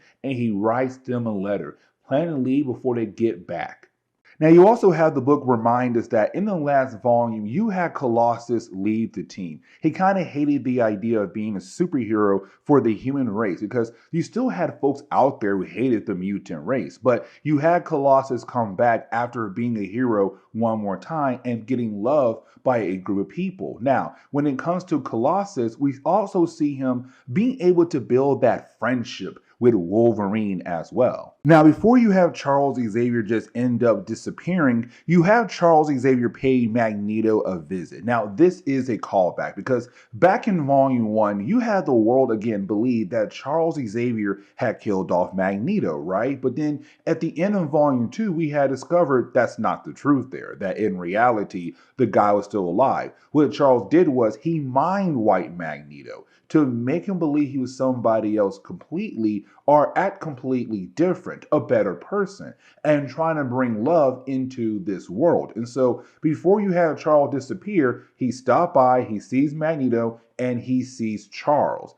He's going, oh my God, you're Charles Xavier. Can we sit down and talk? And so it's the two of them beginning to bond with one another, but it's also Charles informing Magneto that he does plan on closing down the school. And for Magneto, he can't believe that. Now, I'll explain why here in a moment, but I want to go ahead and switch over to Beast and also Storm. And here's the reason why, because in an earlier video, we have talked about the idea of Charles Xavier using his powers in a more abusive kind of way. Let me explain. You see, for Charles Xavier, you have Beast believe that he used his powers on Storm to make her fall in love with him. because for Beast, he was not really 100% all in at staying at Charles Xavier School. So why not go out of your way to use your powers on somebody who could possibly help you trick Beast into staying? Now, Charles gone at the moment right now, but it's also Beast beginning to wonder what Storm said is true, because she did bring it up as a joke, but for Beast, kind of like, wait a second though. What if you're not joking? What if Charles Xavier did use his powers on your mind to make you fall in love with me, and use his powers on my mind to go ahead and stay here and accept the fact that you do love me? But I want to go ahead and switch back over to Magneto and Charles Xavier. Here's the reason why. Because you have Charles explain like why he feels like he should go ahead and close down the school. The idea of Proteus, the idea of being a failure as a father, a teacher, but also the idea that, he has no empathy. He can't be there for Moira McTaggart, who had also lost her son. Now, it's also the idea that for Charles, he hates that he's out there in the world preaching about bringing in peace, but one of his own students had to kill off his son as a way to save the world. Now, for Magneto, it's him saying like, but look at the brighter side of things. Like, first off, the Brotherhood of Evil Mutants, they have been more peaceful. And really, they have been trying their best to bring in peace into this world between mutants and humans. And actually, that's true, because in an earlier issue that I did not talk about all the way, you had Cyclops on the phone with Toad. It kind of showed that things are beginning to change. But it's also the idea that you still have folks out there who still believe in Charles Xavier's dream, the idea of bringing in peace between mutants and humans. But you didn't have Eric, Magneto, show a ticket, because he bought this ticket for the next talk show that Charles was going to do before he had canceled. And so for Charles, he's kind of like, you bought that ticket on your own. I did not have to use my powers to force you into believing my words. It's you right now here believing in my own words without my powers being used. That right there is amazing. Now, technically, for Magneto, he believes that he's someone else completely. But it's Charles' mind like, maybe, just maybe, my therapy session is working. Now, this book also establishes the idea of Cyclops and Jean Grey getting together, because you do have the two characters check in on Bobby Drake. Now, in the last story arc, he got badly injured, and so currently in a coma, but also trying to recover from other injuries as well. Now, when it comes to Bobby's parents, they don't want their son at Charles School anymore. And matter of fact, they're trying to sue Charles Xavier for what happened to their son. And so it's the idea, the possibility, Bobby Drake is going to leave the X-Men behind. But again, it also establishes here that for Cyclops and Jean Grey, they do become a couple, because you do have Cyclops make that move and Jean Grey accepts the idea of being with him. And the last page of this storyline is Charles coming back to school and telling everyone class is now back in session, just like that. But now we're able to kind of dive into volume 4, right? Hellfire and Brimstone part 1. Now, part 1 introduces a new ultimate character, and that would be Kitty Pryde. Now, Kitty Pryde in this reality, she actually goes pretty far into the Ultimate Marvel universe. And for me personally, they did a better job with her version than the main Marvel universe version. Like, unfortunately, I kind of like Ultimate Kitty Pryde a tad bit more. There's some areas where I'm kind of like, she is annoying, but for the most part, she was an amazing character at the end of the Ultimate Marvel universe. But in this issue right here is her coming home from school one day, right? And her powers begin to activate. And so with her powers activating, we get the idea that she still has no idea how to control her abilities. And so for her mom, after a good freak out session here where like she's going all over the place thanks to her abilities, her mom realized the best option for her daughter is to head over to school of Charles Xavier. Now, this right here also kind of leads into the rest of this volume, because once you do have Kitty Pryde, Jean Grey, Cyclops, and also Kitty Pryde's mother arrive at school, they get the good tour around the place, right? And for Kitty Pryde, while on this tour, while you have Charles Xavier talk to her mom privately, you have Jean Grey give Kitty Pryde that tour, right? And for the school, it's kind of like, yeah, this is a school, you come here, you learn how to live with your abilities, how to control your abilities, but at the same time, you still do extra activities like, I don't know, go on different kinds of missions. And so for Kitty Pryde, she sees Colossus bringing in Wolverine, and the dude got shot up recently. So it's kind of like, yo, is he okay? And for Jean Grey, is all like, yeah, he's good. He'll be all right. Matter of fact, he has a healing factor. And so it's kind of like, wait, he's on a mission where he got shot at, but he was still being a hero and he survived. Technically, that's still kind of cool. Now, she also shows Beast, who's kind of watching the news, speak hatred towards the mutant race. But it's Kitty Pryde kind of like, man, I'm loving this. By the way, what is the Danger Room? Now, Kitty Pryde does not really get the chance to see the Danger Room, but we do. Here's the reason why. Because it's Colossus in Wolverine's Danger Room session, but it's also Wolverine expressing that he's kind of upset about the idea of Cyclops being with Jean Grey. Because for Logan, he truly believed that he had a second chance coming with Jean Grey. Let's not forget, back in Volume 1, the dude was working with Magneto and tricking everyone believing that he had joined the X-Men because he believed in Charles' dream, but in reality, for Magneto, he sent Logan to go kill off Charles. Now, by the end of Volume 1, for Logan, he had changed his mind. He believed in Charles' dream. But for Jean Grey, once she had found out that what his mission was in reality, she dumped him. But for Logan, he's kind of like, no, we have been flirting here and there. There's a possibility that me and her are going to get back together. But of course, it doesn't happen because she's now with Cyclops. But I want to go ahead and switch over to the conversation done between Kitty Pryde's mother and also Charles Xavier. And the reason why, because she said, listen, I love the idea you have a school here to help young mutants to learn how to live with their abilities, how to control their abilities. But I don't like the idea of seeing young kids out there being superheroes. I don't want to have my daughter end up like Bobby Drake, the idea of his parents trying to sue Charles Xavier. She said, listen, I want her only here to learn how to control her abilities, but also learn how to do basic stuff as well, like math, reading and writing, the basic school stuff. Now for Charles, he does try his best to preach to Kitty Pryde's mom, those extra activities are kind of great for, mutants. But for her mom's like, no, my child's only coming here to learn how to control her abilities and how to live with them. And that's really it. This kind of leads into the closing part of the first chapter of Volume 4, because we do see, oh my God, we do see Jean Grey beginning to freak out here. Here's the reason why. Because for Jean Grey, once you have Kitty Pryde, her mom, leave the school, Jean Grey began to see these visions. Now, for Jean Grey in this reality, when Charles had found her, she was in a mental ward because her powers were going wild and crazy, but also she had these visions. Now for Charles, he was able to help her, but it seemed like those visions are now coming back into the picture again. She sees this fiery bird. Of course, we are talking about the idea of the Phoenix in this reality, right? And so that is the first chapter of Volume 4, with her freaking out because she began to see the visions again.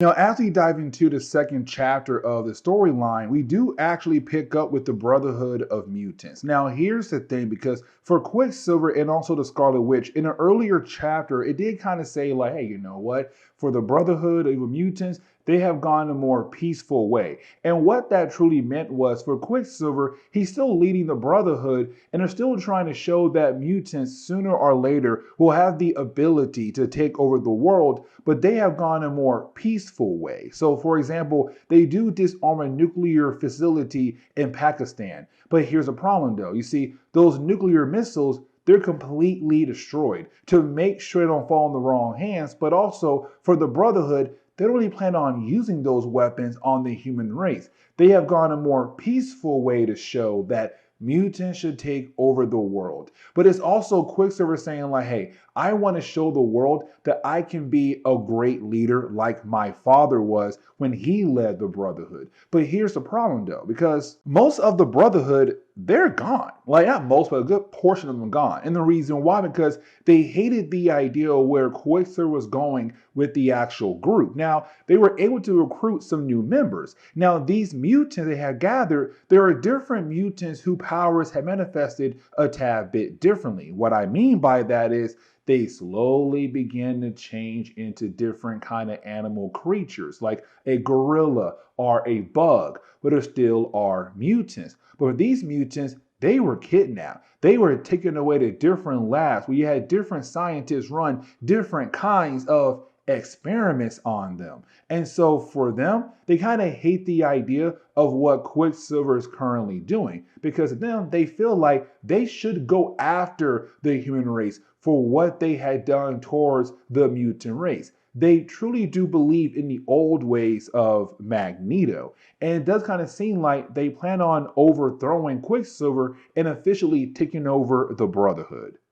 But we did switch over to Charles Xavier and Jean Grey's conversation. Now, their conversation, it's really more the idea of Charles trying to confirm for Jean Grey that she'll be okay. Like, yeah, you may saw those visions, you may have gone through some kind of seizure, but don't worry, you're going to be truly okay. And the reason why, because it's just your powers growing as your mind matures. Now, it also is Charles telling Jean Grey, you should possibly consider hanging out with, I don't know, other members of the team, like Beast. For Beast having a hard time adjusting to the idea of the school being sued because of what happened to Bobby Drake. Or how about this? Hang out with Wolverine. Now, that right there is a huge no-no. But it's Charles saying like, listen, honestly, for Wolverine, he is a dangerous mutant. Probably the most dangerous one.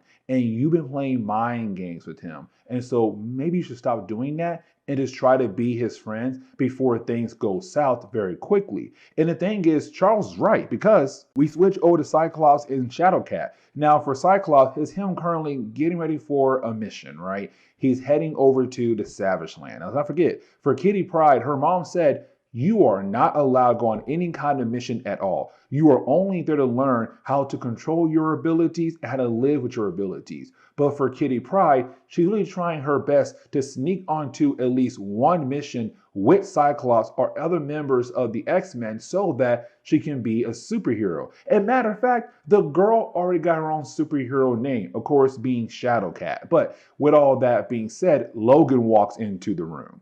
And when Logan walks into the room, he's that jerk, right? He's that guy who just can't let things go with the idea of a lady moving on with her life. Because for Logan, he's kind of like, listen here, Scott Summers, you may have Jean Grey, but I had her first. I, did things with her first. Like, matter of fact, I believe I am the better option here. Because honestly, ever since she got with you, things have been going south for her. The headaches, the visions, the seizures, they all came right after y'all two got together. That right there proves that, she wants to be with me, not with you. And so you have Cyclops just punch Logan, and this begins a whole fight. Now, luckily, you have Scott tell Kitty, hey, go get Charles, because things are about to go down. And you do have Charles step in, stopping Logan and Scott from basically killing one another. Now, once you do have Charles stop that, and he tries to have a conversation with Cyclops, well, that is when we see Jean Grey having another vision or some kind of panic attack where she has all these different goblins, these psychic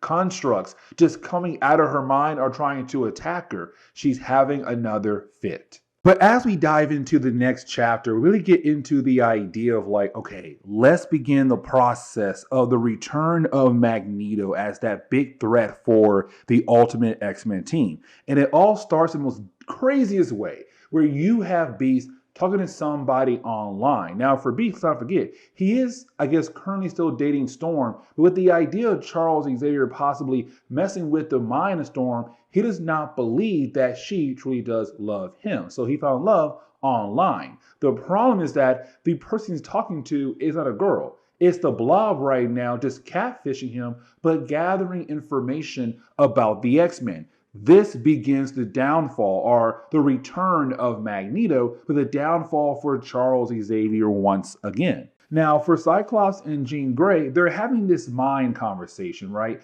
Now, when it comes to their mind conversation, it's really more the idea of Jean Grey expressing that she's very concerned about what's happening with her. And honestly, she has the right to. But it's also the idea of Marvel Comics kind of hinting of the possibility of bringing in the ultimate version to the Phoenix. Now, when it came to the Phoenix, you had Marvel kind of do some retcons with the idea of the Phoenix in this reality. And you see what I mean as we cover this storyline and later stories down the road. But when it comes to Jean Grey, she kind of believes in the possibility that she'll be taken over by the Phoenix and kill off planets across the universe. Now, this was a mind conversation between her and Cyclops because Scott Summers right now, he's currently on a mission with Wolverine heading over to the Savage Land. Now, we do get a few more pages of the idea of Beast just still having these conversations with Blob. The problem is that it's Beast right now kind of giving out very important details about what's going on with the X-Men at this exact moment. Like, for example, the idea of Bobby Drake and his parents suing the school at the moment. And we pick up with Senator Turk. Now, he's the guy right now kind of running the whole case against Charles Xavier, trying to help the Drakes sue Charles for like 50 or a huge amount of money, basically. Either way, for Bobby Drake, he hates the idea of his parents going after Charles Xavier. But also the fact, too, like for his parents, they're saying, dude, you don't understand. Like ever since the world had found out that you were a mutant, I was part of the layoffs that happened at my company. Your mom friends no longer talk to her. Like we have been struggling because you being a mutant hurts us as well. But for Bobby Drake, it's kind of like, okay, I get that. But at the same time, it does sound like you're blaming me or you hate the idea of me being a mutant. But also the fact too, like, it's you guys not truly accepting me. But it's Bobby saying, I'm not going to help you guys sue Charles Xavier because I'd rather be there than here with you guys.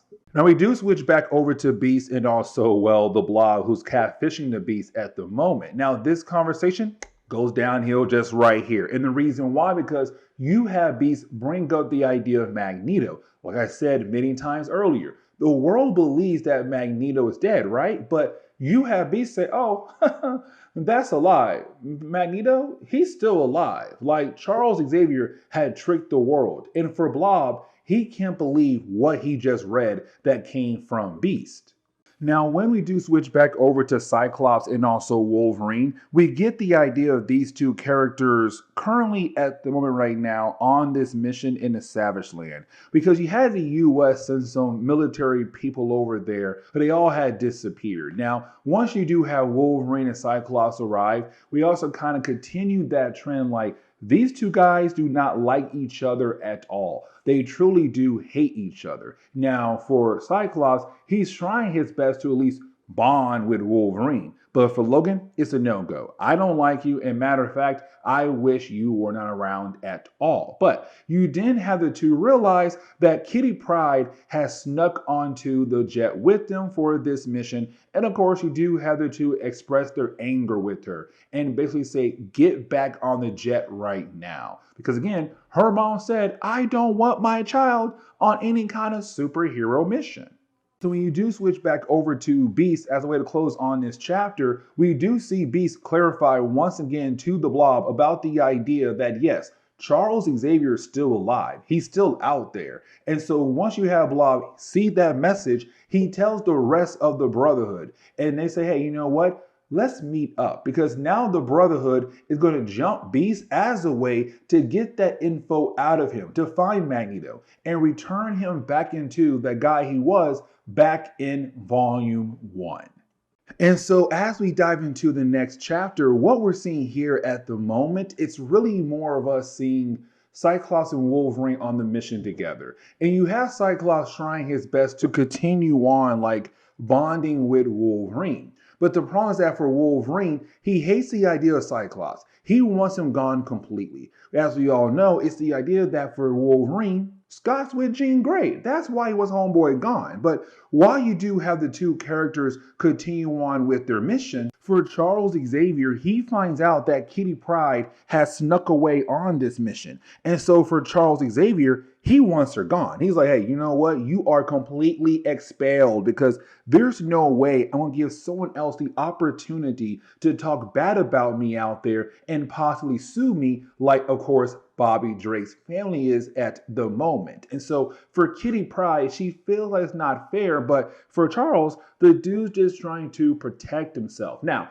for Storm, I want to say it's Jean Grey, Storm, Colossus, and also Charles Xavier. They're watching the press conference for Bobby Drake's family. The idea of him suing, Charles Xavier. Now, for Beast, he does not watch it. And the reason why, because Homeboy has a date, right? As we all know, that date is with the Blob and the Brotherhood of Evil Mutants, who are going to jump Beast for the information of where Magneto is truly at.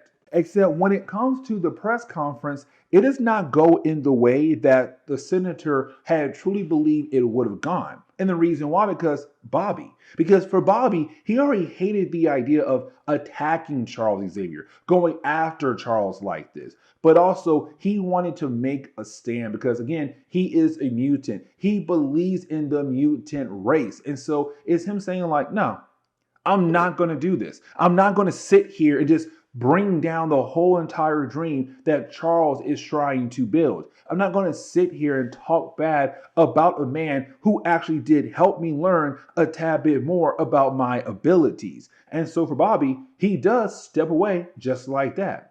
And so for the rest of this chapter, it's really more of us just seeing Wolverine and also Cyclops finding out like what's been happening here in the Savage Land after Magneto and the Brotherhood of Evil Mutants left behind. You see, we kind of find out the reason why different US soldiers have been disappearing is because of a machine that was being used by Magneto to run his city back then. But once you had the Sentinels come to the Savage Land and attack the area, the machine was on the verge of dying, but then it survived.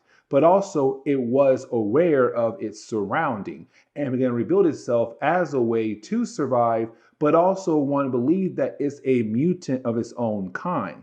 That right now, its main goal is to bring in a new race of or new species into the world. The idea of like humans being cyborgs or zombie cyborgs to be more exact. Now, for Cyclops and Wolverine, while they're having this conversation with this robot, it is completely destroyed by Kitty Pryde because of her phasing abilities. Her beginning to learn more about her abilities. But now for Cyclops, Wolverine, and also Kitty Pryde, they have to get the heck out of there because the entire place is now going to blow up. Now, this begins our introduction to the Hellfire Club in this reality. You see, for the Hellfire Club in the Ultimate Marvel Universe, really more of Charles Xavier here. Let me explain. You see, for Charles Xavier, the big question was like, where in the world did he get his money to afford all the different things the X-Men have at the moment? Now, at first, it was Charles telling us like, yeah, it's my inheritance. That's really it. Whoop, move on his life, right? But then you have Moore Taggart in the last volume tell us like, that's not the case at all. That Charles and I are working for a group of people who just giving him money left and right, like different kinds of billionaires. We learn here that it has been the Hellfire Club that has been giving him money the entire time. Now for Charles, he does not know the actual true purpose of the Hellfire Club.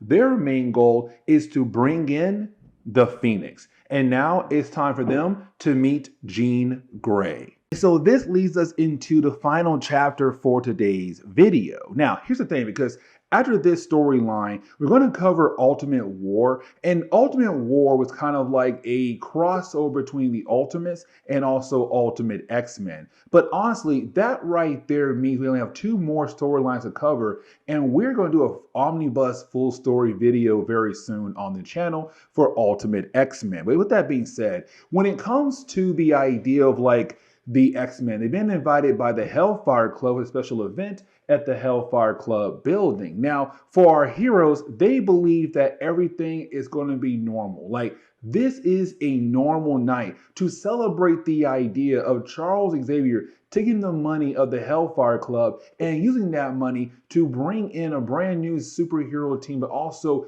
getting closer and closer to reaching that goal where mutants and humans are able to come together as one. Except when it comes to the Hellfire Club, yeah, this organization, they have a different plan. The idea of Jean Grey, the idea of the Phoenix. So while you do have our heroes just celebrating, having a good old time, every single person there is also to celebrate Charles Xavier and the X-Men, well, the few members who are currently there, well, you didn't have things just pop off. Like you have Sebastian say, all right, guys, it's now time to begin our plan. And so you have Sebastian just take out Colossus, take out Storm. And that's it, because out of that is Jean Grey and Charles Xavier. But Jean Grey is now being completely controlled by the Hellfire Club. And for Charles, taken out just like that. And so now for the Hellfire Club, they can now begin the process of the ritual that will bring the Phoenix inside Jean Grey, and hopefully she'll take over and bring in the new world that Sebastian is trying to bring in. So this kind of leads into the origin of, well, the Phoenix in this reality. And let me explain here. You see, when it came to the Phoenix, like the other kinds of Phoenix other realities,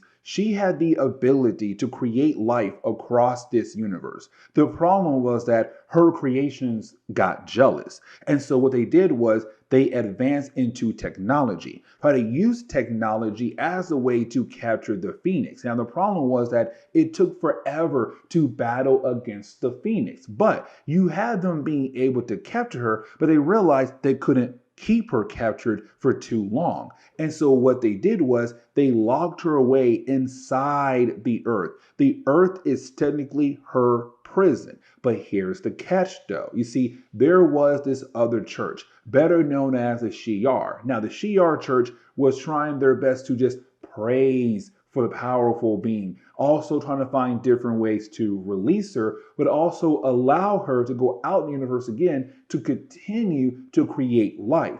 But a small group broke off, and that would be the Hellfire Club. Now, for the Hellfire Club, what they were trying to do is use the powerful god as a god of destruction. And so that's why went out of their way to get Jean Grey, the perfect host for the Phoenix. And so once you do have, the Hellfire Club being able to go out of their way to allow the Phoenix to take over the mind and body of Jean Grey, they're kind of like, this is great. She's on our side. Welcome our powerful god.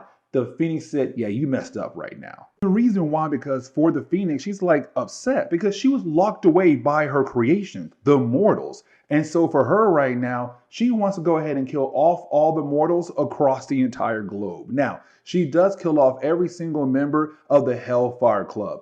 Just like that, we lose all the ultimate versions of the Hellfire Club in one single swoop. She kills all of them. But after that, it's kind of like, cool, who can stop the Phoenix? Now, luckily, Charles Xavier is there. And so what you have Charles do is use his abilities as a way to shut down the mind of Jean Grey, kind of locked away the idea of the Phoenix once again. And so with that happening, Jean Grey is back to normal. But here the thing was, he was close in his own mind, melted off by Jean Grey. Like, he was that close to officially lose to her, but he was able to save the day. Now, after that, the X-Men got a stress call, not from Wolverine or Cyclops, but from Beast. And we saw this in the earlier chapters. You had Beast believe the entire time that Homeboy was talking to a girl, but in reality, he was being catfished and talking to Blob. And so once you have Beast go to the meetup spot, he got jumped.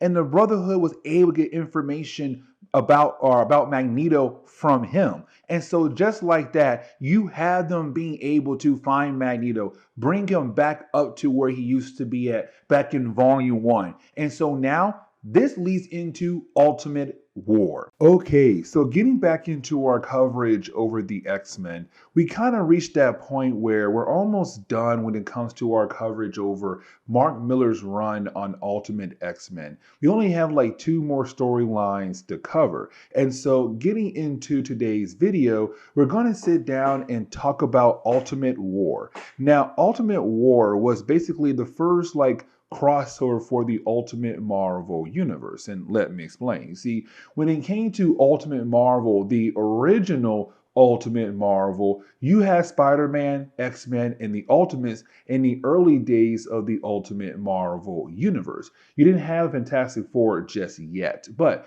when it came to the Ultimate Marvel universe, at first, all three titles were kind of separate from one another. And so getting into Ultimate War is kind of like, cool, let's go ahead and do a crossover. The idea of the Ultimates meeting the X-Men for the first time. But it's also the time where you have Mark Millar working on both titles around this time in Marvel Comics as well. Now, for Ultimates, they were the new team on the block. X-Men, Spider-Man, they've been around for a good minute. So for the Ultimates, they're the new team on the block, but working for the government.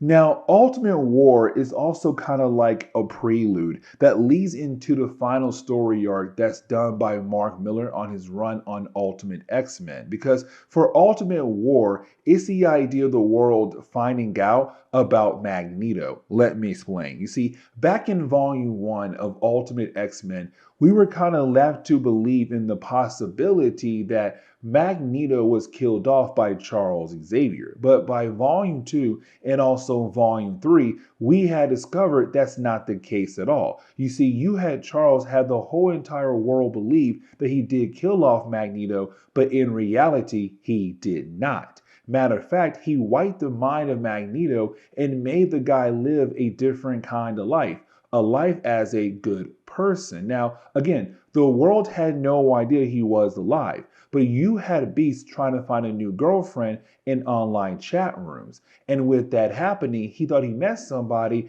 but he was being catfished by the Blob. And so you had Beast who believed that he was talking to a woman. Well, he told Blob in his online chat that, hey, you know what? Charles Xavier lied, that Magneto is still alive. And so once the Brotherhood had found out, they were able to restore Magneto's mind, and now he's back in the picture again.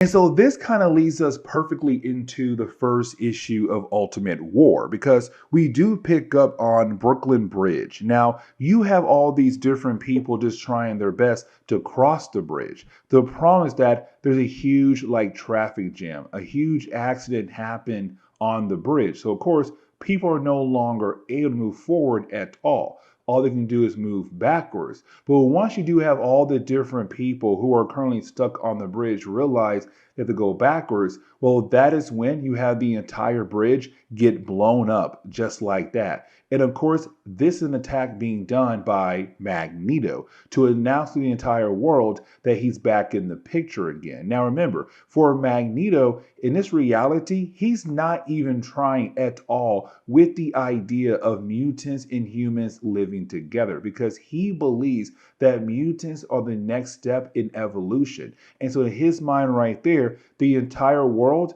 has to go ahead and be taken over by the mutant race, and humans should be killed off or be slaves to the mutant race. And so it's him right now announcing to the entire world that he's back in the picture again. And so now we pick up with Nick Fury meeting up with some of his, superiors. Now, at first I thought it was the president, but it kind of gets thrown out the window very quickly here. But for the superiors to Nick Fury, they want some answers because they were told that, hey, you know what? Charles Xavier told us that Magneto was dead. But hey, he's on live television right now warning the entire world that he is alive again and back in the picture. what the heck is going on. Now, this also looks very bad for Charles Xavier because it's the idea the world knows that Magneto and Charles were technically allies at first a long time ago. They had a disagreement. You have Magneto attack Charles Xavier and left him paralyzed. But it's also the idea that both guys are mutants. So right now, you have the American government wondering, like, did Charles lie to us in a way to protect Magneto to kind of give him a second chance to come back in the picture again and try to take over the world? Now, for the Ultimates, they have been called because, again, by this time in Ultimate Marvel, you had Nick Fury being able to put together a superhero team that be working for, well, the government as a way to protect America. And so when it comes to the Ultimates, an attack done like this by Magneto, you now have the Ultimates involved. But at first, they're right now trying to dig out all the dead bodies that have fell into the river when the Brooklyn Bridge was blown up by Magneto earlier in this chapter. Now, you do have some members of the Ultimates kind of go out of their way to bring down the Brotherhood of Mutants. Now, technically, the group they go after are the ones who had left the organization once you had Quicksilver take over as the leader of the Brotherhood of Mutants when his father had supposedly died at the end of Volume 1. But either way, when it comes to, well, these few members who left him behind, they're currently hiding out in this motel. But then out of nowhere, they're attacked by Steve Rogers, Black Widow, and also Hawkeye. So a few members of the Ultimates were able to find the few members or old members of the Brotherhood of Mutants and actually being able to capture them just like that. Like, for example, Toad, Rogue, and Mastermind, and the list goes on. Now, we do switch over to Quicksilver and also the Scarlet Witch. And the reason why, because around this time in the Ultimate Marvel timeline, they had officially joined the Ultimates. And so for some members of the Ultimates, like Black Widow, they don't like the idea of having those two characters on their team because, one, they used to be leaders of the Brotherhood of Mutants, but also it's the idea that it's their father that they're going up against here at the moment. But you do have the team go ahead and move on. And the reason why, because right now they're trying to locate Charles Xavier and the rest of the X-Men. Because again, to the world, Charles was going out of his way to train these young mutants to be superheroes. Where in the world are they? So you had Iron Man and a few soldiers head over to where the X-Men were currently staying at. Now, when you have Iron Man arrive, he realized the entire place has been completely abandoned. Now, to him, he believes that means that the X-Men had officially joined Magneto's side. But either way, the whole entire mansion is completely empty. The question is now, where in the world did the X-Men run off to? And so as we get into Ultimate War issue number 2, we really do pick up with, well, the parents of Jean Grey, really more the father of Jean Grey, because you have the Wasp paying him a visit. Now, when it comes to the Wasp here, it's her trying to collect information out of him about where the X-Men could currently be at, because for the Wasp and the rest of the Ultimates, they believe that the X-Men are now working with Magneto and the Brotherhood of Mutants. But when it comes to Jean Grey's father, he does inform her like he has no idea where they're at. And it's not him lying. He does not know where they're at, but at the same time, it's him also being very loyal because he knows Charles Xavier. Because to the Wasp, what she's trying to do right now is paint this picture, a bad image of Charles Xavier because, oh, he lied the world about what happened to Magneto. He kept him alive. He tried to protect his best friend. But it's Jean Grey's father saying, no. He knew what would happen to Magneto if he had handed the guy over to you guys, the American government or S.H.I.E.L.D. That mutant, Magneto, would have been tortured, beaten badly. And so for Charles, he tried his best to look for a more peaceful route. The idea of turning Magneto into a better person. Yes, it failed, but at least he tried. Now, with that being said, you also have him inform the Wasp to have the psychics outside to stop trying to read the mind or read his mind because, again, he has no idea where the X-Men are currently at.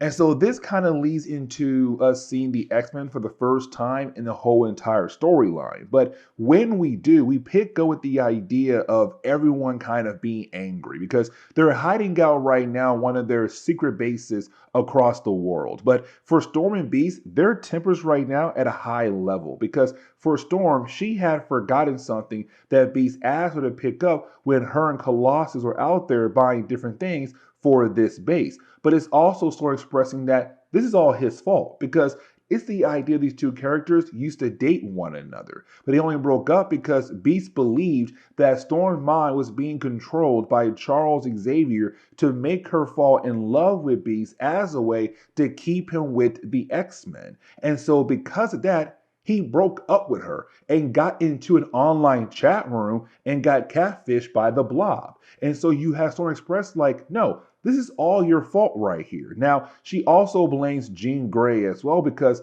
in our last video, Jean Grey, for like a brief moment, turned into the Phoenix in this reality. But either way, you have Jean Grey realize that Scott Summers and Logan and also Kitty Pryde are coming back from the Savage Land from the last mission in the last story arc. Except the problem is that Kitty Pryde is back, Logan is back, but Scott's not back. And so you have Logan say, Scott Summers is officially dead. But now we switch over to the Ultimates. Now, when we do, is the Ultimates right now trying to make a game plan on how to recapture Magneto, but possibly go after the X-Men as well. So it's them kind of going over the different files, the different members of the X-Men. Like, for example, the idea of Steve Rogers knowing Wolverine from World War II. Now, he didn't know back then that Logan was a mutant, but he kind of saw the idea that Logan always got shot but always got right back up again. Anyways, though, you have the Ultimates right now trying to, figure out a game plan here, how they're going to bring down Magneto and the X-Men. But then their base is officially attacked by, well, Magneto. And once you do have Magneto arrive, you have Magneto just begin the process of attacking the Ultimates, easily defeating them left and right. You have Thor and also Steve Rogers use their weapons on Magneto. Bam, gone just like that. Tony is not in his Iron Man suit at the moment. Giant Man, not there. The Wasp, what can she do? Bruce Banner is locked away in a different part of the base because, again, in Ultimates 1, he had turned to the Hulk and killed off like 800 people. So right now, it's like, okay, the Ultimates really don't stand a chance here at all. Now, they also have Quicksilver and the Scarlet Witch, but they're not trying to help out. And the reason why, because that's their father. They have so much respect for him, but also they fear him so much that you have to stand there looking at him, scared like no other. Now you have Magneto punish Quicksilver. And it's not because he had joined the Ultimates. It's not because he had joined Charles Xavier's side back in Volume 1. No, the reason why he is punishing Quicksilver because, again, when it came to Magneto, when he had got officially defeated by the X-Men, Quicksilver took over his organization, the Brotherhood of Mutants, and ran it into the ground. And so for Magneto, that right there is not okay at all. And so he shoots Quicksilver in the kneecaps and then leaves. Now, before he does leave, you have Steve say, look at me in the eyes. I want you to know I'm going to be the person that will bring you down. And for Magneto, he's kind of like, we'll see. And he leaves.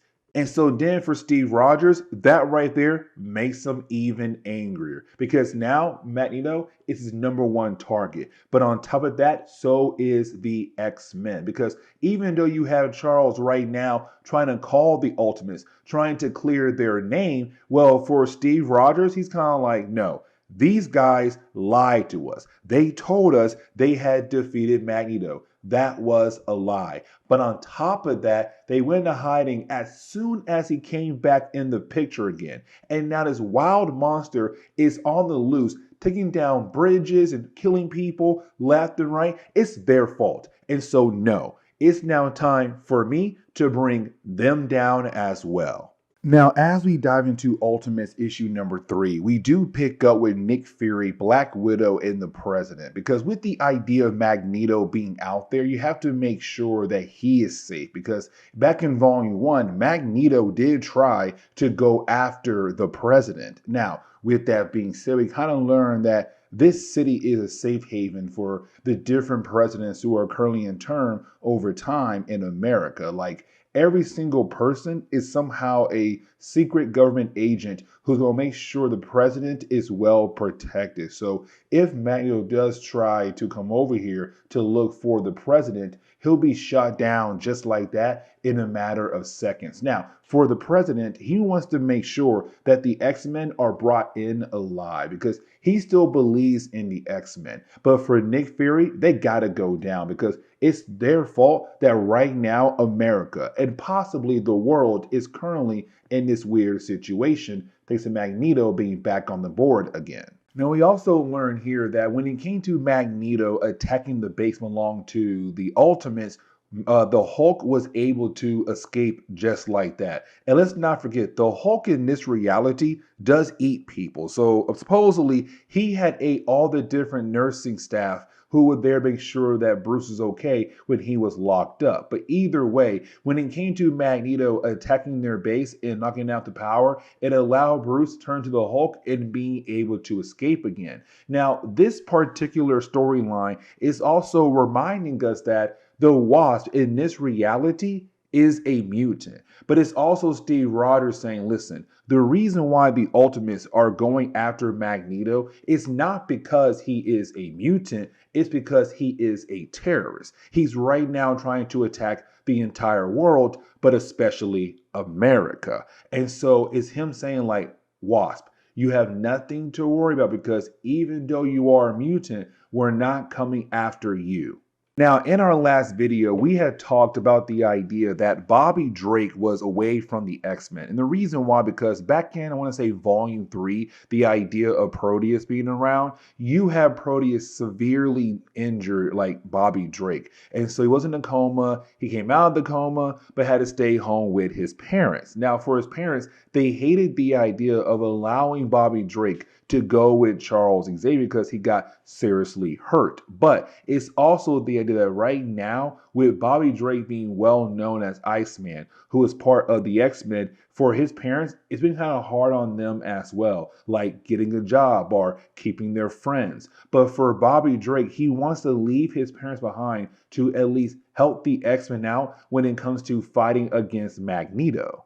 But when we do switch back over to the X-Men, we do see Charles Xavier informing the X-Men about the possibility of joining the Brotherhood. Now, for Jean Grey, she can't believe what she's hearing right now at the moment, but it's Charles Xavier. The dude always has a plan up his sleeve. And so it's him telling Jean Grey, like, listen, even though I said we're going to join the Brotherhood of Evil Mutants, just know that I'm very clever. I always have some kind of plan up my sleeve. And so when he says that, he also points out the fact that Wolverine has been there for Jean Grey ever since they found out that Cyclops is officially dead. Now, for Jean Grey, she kind of feels like Logan is lying. And technically, I'm going to tell you right now, he is. And so we'll see that play out in the next video. But she does kind of feel like he's lying to her about what happened to Scott Summers. But now we pick up with Magneto and Charles Xavier meeting up. Now, Magneto is not there because you do have a psychic right now using his powers to connect the mind or his mind to Magneto's mind. So it's just Magneto talking through this psychic right now at this meeting with Charles Xavier. But it's Charles telling Magneto, like, listen, all I want to do right now is join you. Join the Brotherhood of Evil Mutants. Now, for Magneto, he can't believe in the idea that Charles wants to officially join the Brotherhood. Now, for Magneto, it's the idea that it's Charles Xavier. But you have Charles say, no, I realize that one, it's best for us to go ahead and join you because we'll be well protected. But also the fact, like, if we work together and take over America, and then take over the rest of the world, actually, scratch that. When we do take over America, we'll then show a more peaceful way when we take over the rest of the world, because the rest of the world will watch us take over America just like that in a matter of days or months. And then the rest of the world will have no choice but to go ahead and hand it over to us. And so it's him saying, like, if we work together, we'll be a great team. Now, for Magneto, he said, you know what, fine, let me think about it, and tells his guy to walk away. But again, for Charles Xavier, he again thinks so clever. He had Wolverine outside waiting to follow this guy back to where Magneto is at. Because for Wolverine, thanks to Weapon X, no one is truly able to reach into his mind. But for Magneto, he's really more clever than Charles Xavier is, because even though Charles believes, like, hey, cool, you know what? We now got Wolverine. He'll follow the guy back over to Magneto, and then we'll bring him down. The day will be saved. For Magneto, he told the Ultimates where to find the X-Men. He left an anonymous tip like, hey, I heard that you guys were looking for the X-Men. They're right there. And just like that, you have the Ultimates begin to attack the X-Men. And so as we dive into the final chapter of the storyline, we kind of get into the idea of seeing the Ultimates fighting against the X-Men. Now, for me personally, this battle, it's pretty cool to see the two different parties just going against one another, right? But it's Wolverine and Colossus being those two heavy hitters for the team, while the rest of the X-Men are still trying to escape. And as the battle goes on, it does seem like at first, like, okay, you know what? The X-Men might be able to hold their own against the Ultimates. And then shortly after, you have the Ultimates being able to get the upper hand. Now, technically, we could also say that for the Ultimates, they have the numbers, because they didn't come here alone. They brought all these different soldiers who work for S.H.I.E.L.D. in the American government. But either way, it does seem like the Ultimates are going to win. Now, there is a brief moment I do want to talk about. It's the idea of Wolverine and Steve Rogers meeting one another for the first time in our coverage of the Ultimate Marvel Universe. Because it's the idea that for Captain America, he remembers Wolverine. And he tells Wolverine, like, your name is James Howlett. Now, for Wolverine, he believes that his name is Logan. But also the idea that he begins to believe Steve and what Steve is saying, like, hey, your real name is James, like you're James Howlett. And so for Wolverine, he wants to know more, but it also does a great job in distracting Logan, allowing Steve to bring him down. And so it does seem like the entire X-Men team has been officially captured by the Ultimates. But you didn't have you didn't have Charles being able to use his abilities. Now, before he does, you also have Iceman appear at the same time as well. So with Iceman appearing, freezing over half of the area where the battle took place, you didn't have Charles use his mind to stop every single person who's a non-mutant in their tracks. Now, that should not include the Wasp either, but it allowed the X-Men to get the heck out of there. Now, they had to leave Charles behind, but the question is now, can the X-Men survive without Charles Xavier there to guide them, to stop Magneto, or to show the world that mutants are not truly evil? And so with the idea of Charles Xavier now being officially a prisoner of the Ultimates, of the American government and S.H.I.E.L.D., it's kind of like, cool. Now it's time for them to go after the rest of the X-Men, to hopefully bring them in. Now for Charles, he is being paid a visit by Magneto. And for the Ultimates, they don't realize that Magneto right now is currently inside the room with Charles Xavier, inside his prison cell. But it's Magneto once again offering Charles a chance to join the Ultimates. And of course, Charles says no again. But you didn't have Magneto say, but what about your students? Because now it's a new era for them. They're on their own out there in the world without their great leader. Like, can they survive with the idea of being hunted down by these humans? And so the question is like, will the X-Men be able to win? Be able to bring down Magneto? And those questions. Okay, so it's time for us to go ahead and get back into our coverage over Ultimate X-Men. And so with that being said, we're going to sit down and cover the final story arc when it comes to Mark Millar's run on Ultimate X-Men. Now, hear me out. When it comes to Mark Millar's run on Ultimate X-Men, I don't really hate it. But for me, it wasn't the best part of Ultimate X-Men. Honestly, for me, I wish Bendis had did a tad bit more when it came to Ultimate X-Men because he had two story arcs. And for me personally, those two story arcs were really great. But then Bendis left the book, unfortunately. Anyways, for Mark Millar, is him now wrapping everything he did for Ultimate X-Men in his last story arc, better known as The Return of the King.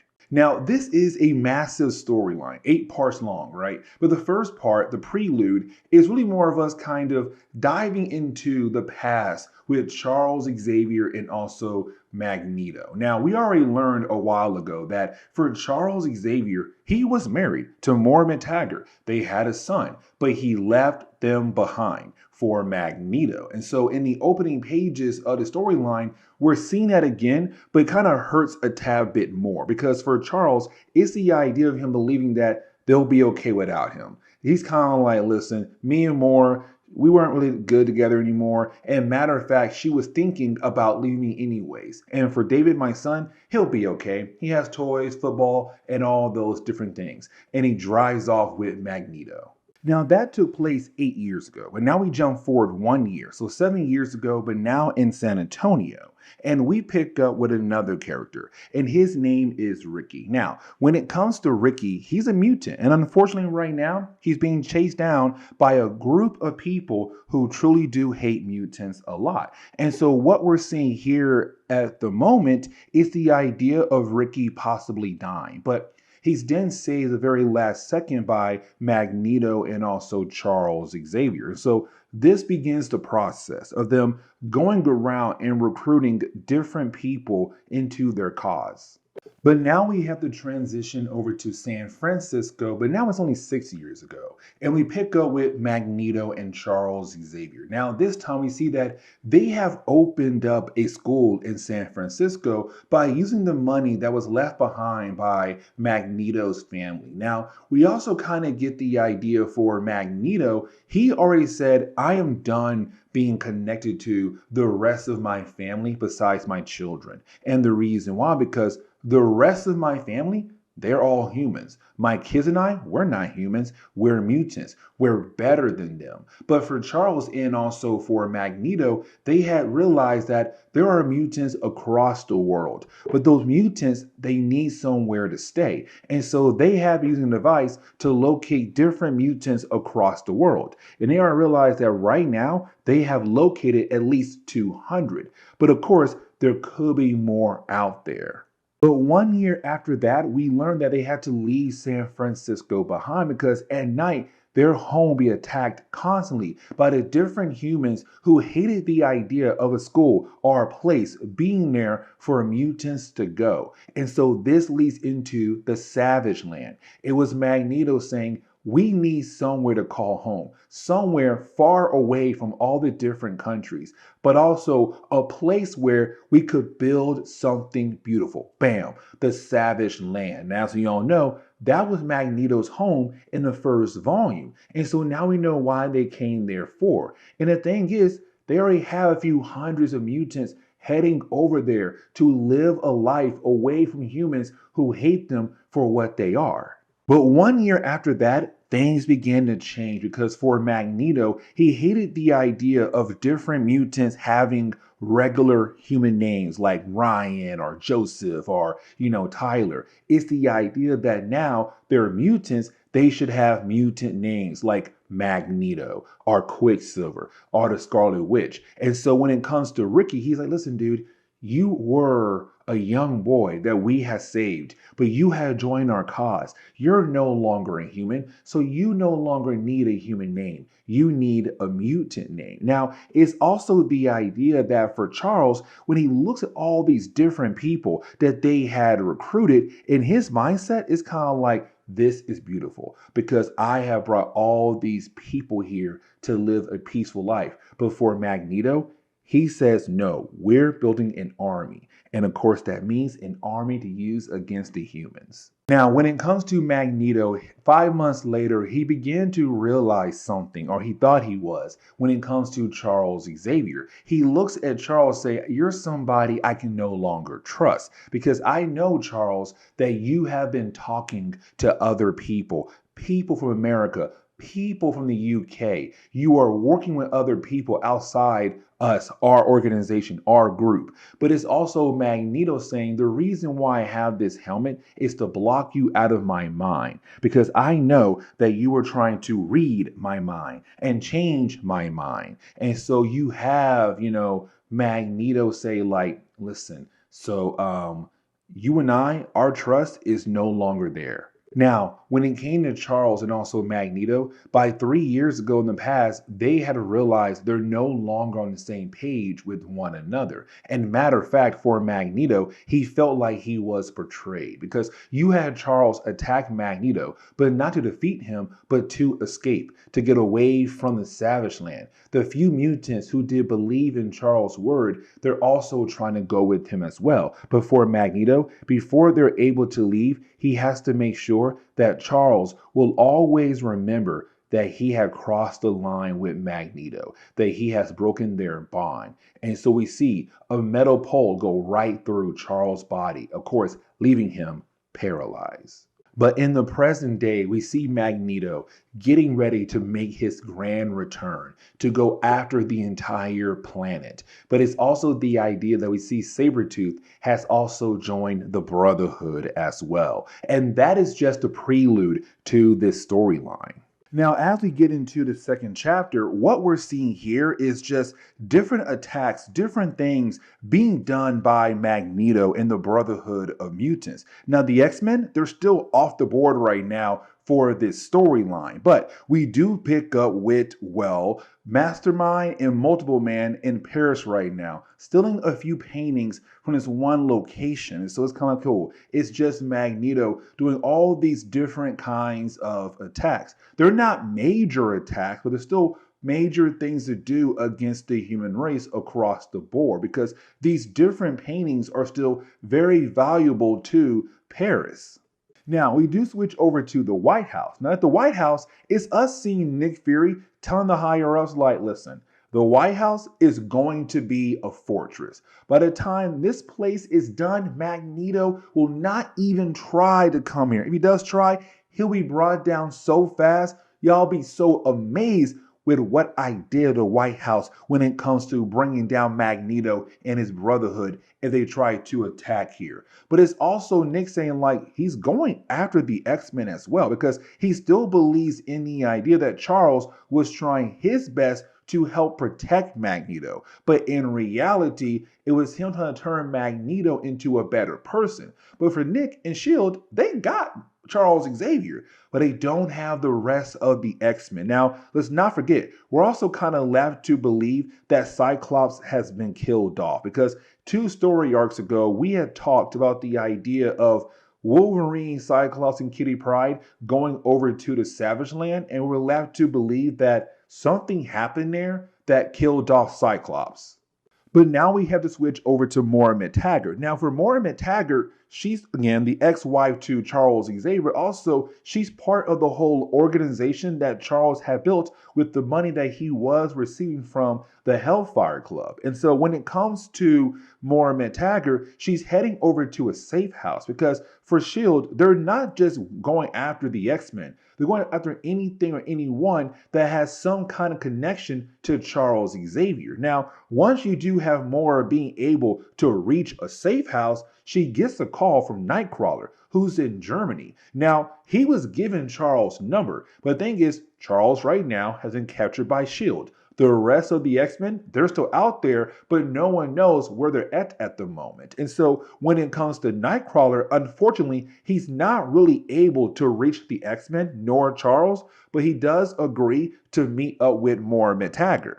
But now we jump over to the Citadel. Now, it's the idea of us picking up with Ultimate Forge. And when it comes to Ultimate Forge, it's really more of us seeing him building a device for Magneto that's very similar to Cerebro. Let me explain. As we all know, Cerebro enhances the powers of Charles Xavier. And so with that being said, what Forge is creating a device that will also enhance the powers of Magneto. And so for Magneto, he'll become this ultimate threat against the entire world once the machine is completed by Forge. Now, to close on the second chapter of this storyline, we pick up with two guys working on a satellite out there in the middle of space. Now, this satellite is being done by S.H.I.E.L.D. and also the American government, a mutant tracking device to hopefully locate Magneto, locate the Brotherhood, and bring them all down. The thing is, for Magneto, he knew what they were doing. And so we currently see him right now dismantling their whole entire satellite to make sure that S.H.I.E.L.D. cannot use it against them at all. And then he leaves. So it's the idea of okay, cool. Where are the X-Men right now? Because S.H.I.E.L.D's right now trying to play ball against Magneto. But for Magneto, he's kind of listen, play ball against me. Right now, you are going to strike out over and over again. And so as we enter the next chapter, what we're seeing here at the moment is the idea of us seeing the X-Men finally making their moves, right? To get back in the picture again, but to also show the public they're not bad people, that in reality, they are good people. Because you now have Colossus, Wolverine, Storm, and Iceman going out of their way to attack some minor members of the Brotherhood. And once they're brought down, then hand those members over to S.H.I.E.L.D. The problem is that even though you do have the X-Men trying to go out of their way to fix their image and show the world that, hey, listen, we understand that Charles did make a mistake and we're trying to fix that. The media, the public, Nick Fury, they're not going to believe that right off the bat. Because you do have different media sources out there trying to say, listen, it does kind of seem like the X-Men are trying to bring down the Brotherhood, but at the same time, their leader, Charles Xavier, did protect Magneto and told the entire world that he was dead, but in reality, he ain't dead, he's alive, and now people are dying across the board, across the world. And so for the X-Men, we see that Jean Grey has been using her powers to block the minds of this family. So for this family, they have no idea that the X-Men are currently staying in their home, which is pretty wild for me right there. But you also have Jean Grey worried about two things. The first thing, the idea of the Phoenix, but also the idea of Wolverine, because she believes that Wolverine had killed off Cyclops when it came to their last mission back in the Savage Land as a way to get back with her. But now we switch over to Camp X Factor in Cuba, where we do pick up with Charles Xavier. Now, for Charles Xavier, he's a prisoner of S.H.I.E.L.D. And so you have Nick Fury trying to interrogate Charles. Hey, listen, where are the Brotherhood? Where are your X-Men? Now, here's the thing. For Charles, he has no idea where the X-Men are at, but it's Nick Fury kind of hoping that if he is able to get some kind of piece of information that could possibly help him, that would be great to use against the X-Men to bring them all officially in. But the problem is that for Nick Fury, he can't get anything out of Charles because Charles doesn't know anything at all. Now, we also learn here that Nick Fury has captured Nightcrawler. Now, with Nightcrawler being captured, it's kind of okay, cool. We now have Nightcrawler, and he also knew about all your different safe houses, which means also sooner or later,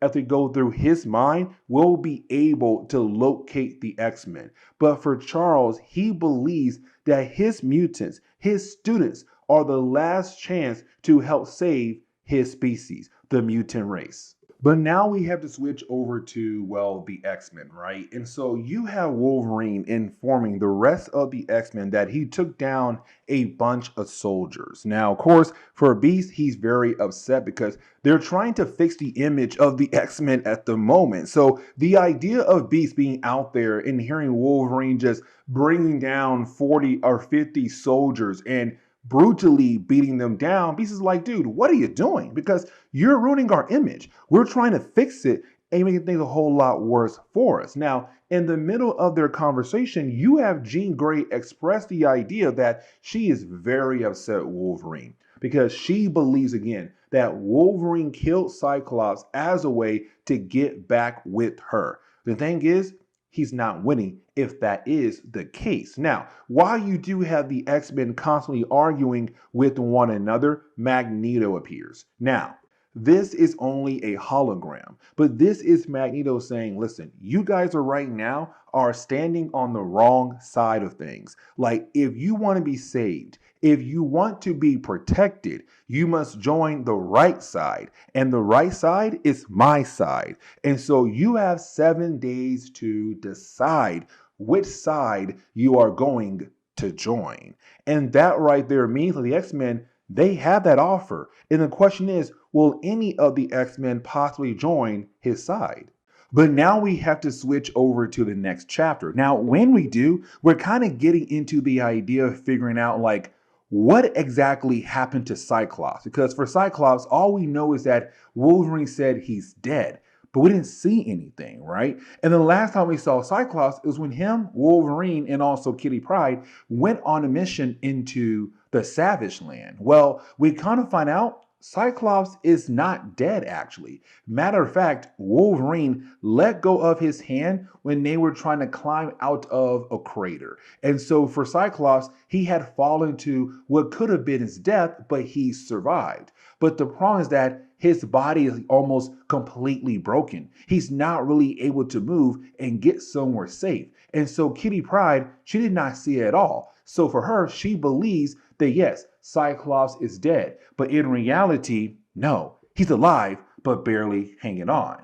Now, back in the present day, we pick up with the X-Men, right? Kitty Pryde, Iceman, also Jean Grey. And they're trying to break into one of the S.H.I.E.L.D. bases to kind of see what they know about Magneto and his Citadel, but also like his big, huge, powerful weapon that Forge is working on. And it's only like 2 or 3 pages, but we do learn here that for Kitty Pryde, she informs the X-Men that S.H.I.E.L.D. knows almost nothing, that the X-Men know more about what's going on than S.H.I.E.L.D. does, which honestly, it's pretty wild. Now, for Cyclops, we see him just struggling, like he can't move, but he's really able to count all the different kinds of injuries that he has at the moment. And so with those different kinds of injuries, he's kind of like, dang, I'm stuck here. What can I do? But it's also him wondering, like, why would Wolverine do that to him? And you didn't have Cyclops realize it's Jean Grey. That basically Wolverine tried to kill off Cyclops to get with Jean Grey. And so it's Scott right now being very angry about the idea of what Wolverine could possibly be doing with Jean Grey. But for Cyclops, he understands that he has to survive. But how can he survive? And so he begins to eat what his mouth can reach. So part of his clothing. He basically eats that as a way to survive, which honestly is pretty rough, but he has no choice here, right? Now, after a while, he becomes a tad bit delusional, but he has to keep his mind straight because he's trying his best to survive. But then he does use his optic beam. Now, we do see here a few soldiers do find Cyclops. The question is right now, who do they belong to? But I want to go ahead and switch over to Storm and Beast because we had talked about this a few times when it came to the earlier videos that we have done for Ultimate X-Men. The idea that Beast believed that Charles Xavier had used his powers on the mind of Storm to make Storm fall in love with Beast as a way to keep Beast around the X-Men. Because for Beast, even though he did join the team, there was a small part of him that wanted to leave. But it's the idea that he has Storm, his girlfriend, keeping him there. But now it's Beast kind of saying, like, for a while there, I believed that Charles Xavier had used his powers to make you fall in love with me. But Storm, can I ask you a question right now, with Charles being gone? Do you love me? And Storm says yes. So confirming that no, the entire time with the X-Men, Storm mind was not being controlled by Charles Xavier. She truly did love the man. Now, back at Camp X Factor, we do pick up with Charles Xavier and Nightcrawler, right? They're still prisoners of S.H.I.E.L.D. But when it comes to Nightcrawler, he feels bad about the idea of the possibility of ruining the whole entire organization for Charles Xavier. Because for Nightcrawler, once he was captured, you had S.H.I.E.L.D. psychics look into the mind of Nightcrawler. So they now know about all the different bases that Charles had, or safe houses for the X-Men or the mutants across the world that Charles was trying to protect. But for Charles, this is a man who still has faith right now. He still believes in the possibility that his X-Men will be able to find Magneto and bring them down. But right now, all they need is just a tad bit of good luck at one good moment. And so we see some doctors right now working on Cyclops. It's the idea that him could possibly be that big breaking moment the X-Men need to bring down Magneto. But as we get into the next chapter, what we're seeing right now is Magneto just going around grabbing different humans across the world, because it's Magneto truly believing in the idea that his plan is going to go off. Like, he'll be able to do whatever he needs to do to win the war against the human race, to officially take the Earth over and allow the mutant race to be the first class. Now, we also see for Forge is now kind of having some doubts in the idea of truly helping Magneto. And honestly, I kind of saw that coming, because for Forge, even though technically we don't know everything about this version of Forge in the Ultimate Marvel universe, it's the idea of Forge being truly evil and helping out Magneto like this. But you do have you have Magneto say, "Hey Forge, you better not turn your back on me." And of course you have Forge say, "No sir, no sir, I will continue to help with your master plan." Now, when it comes to Cyclops, like we saw earlier, he was saved by a few soldiers. Those soldiers were people who worked for Magneto, truthfully. And so we see those guys take him over to the Citadel, because for Cyclops, he was badly injured. They had no idea who he was. His face is so disfigured. They're like, "Hey, he's a mutant. Let's go ahead and take him away." But with the doctors, they were able to heal him up. And so with them doing that, once the doctors realize who it is, it's a tad bit too late. It's now time for Cyclops to hopefully be the one to bring down the X-Men. But now we kind of get into Magneto's major plan, right? So it's him right now with a device created by Forge, allowing Magneto the chance to really be able to use his powers almost anywhere across the world. Now, you do have different small armies of the Brotherhood across the world pulling off different attacks, like for example in Camp X Factor, freeing the mutants that were captured by S.H.I.E.L.D. who had connections with the Brotherhood or connections with Charles Xavier. But for Charles and Nightcrawler, it's them kind of realizing that, okay, it's now Magneto making that big move, right? It's him saying like, "All right, y'all,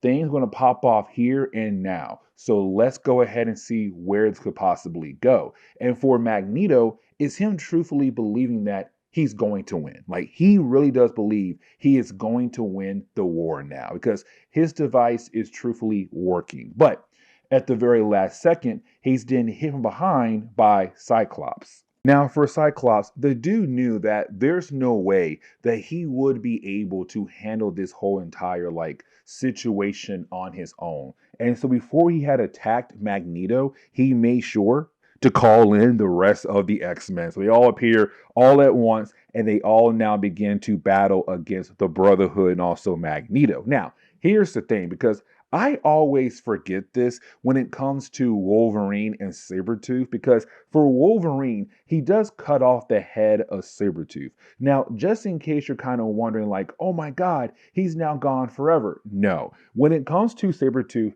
he does come back in the picture again later on in the original run for Ultimate X-Men and a few more times later on in the Ultimate Universe. But he doesn't die here, but we're kind of left to believe at first that yes, Wolverine does kill off Sabretooth by cutting off his head. I'll explain why in a different video how he does come back to life because to me, it is kind of BS. But anyways, you do have the X-Men right now winning this battle, right? It does seem like it's officially over for Magneto. It's not because you didn't have our boy Magneto do the one thing to say, hey, I want you to stop now before I make things a whole lot worse. And so what you have Magneto do, he basically destabilized a nuclear reactor in Florida. So right now the East Coast might have its official like death sentence here at the moment. It's really huge.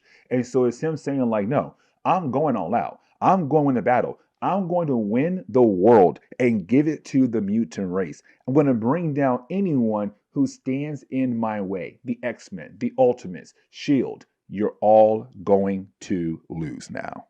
And so what we're seeing right now at the moment is the idea of us seeing really more of Magneto truly believing that he has won.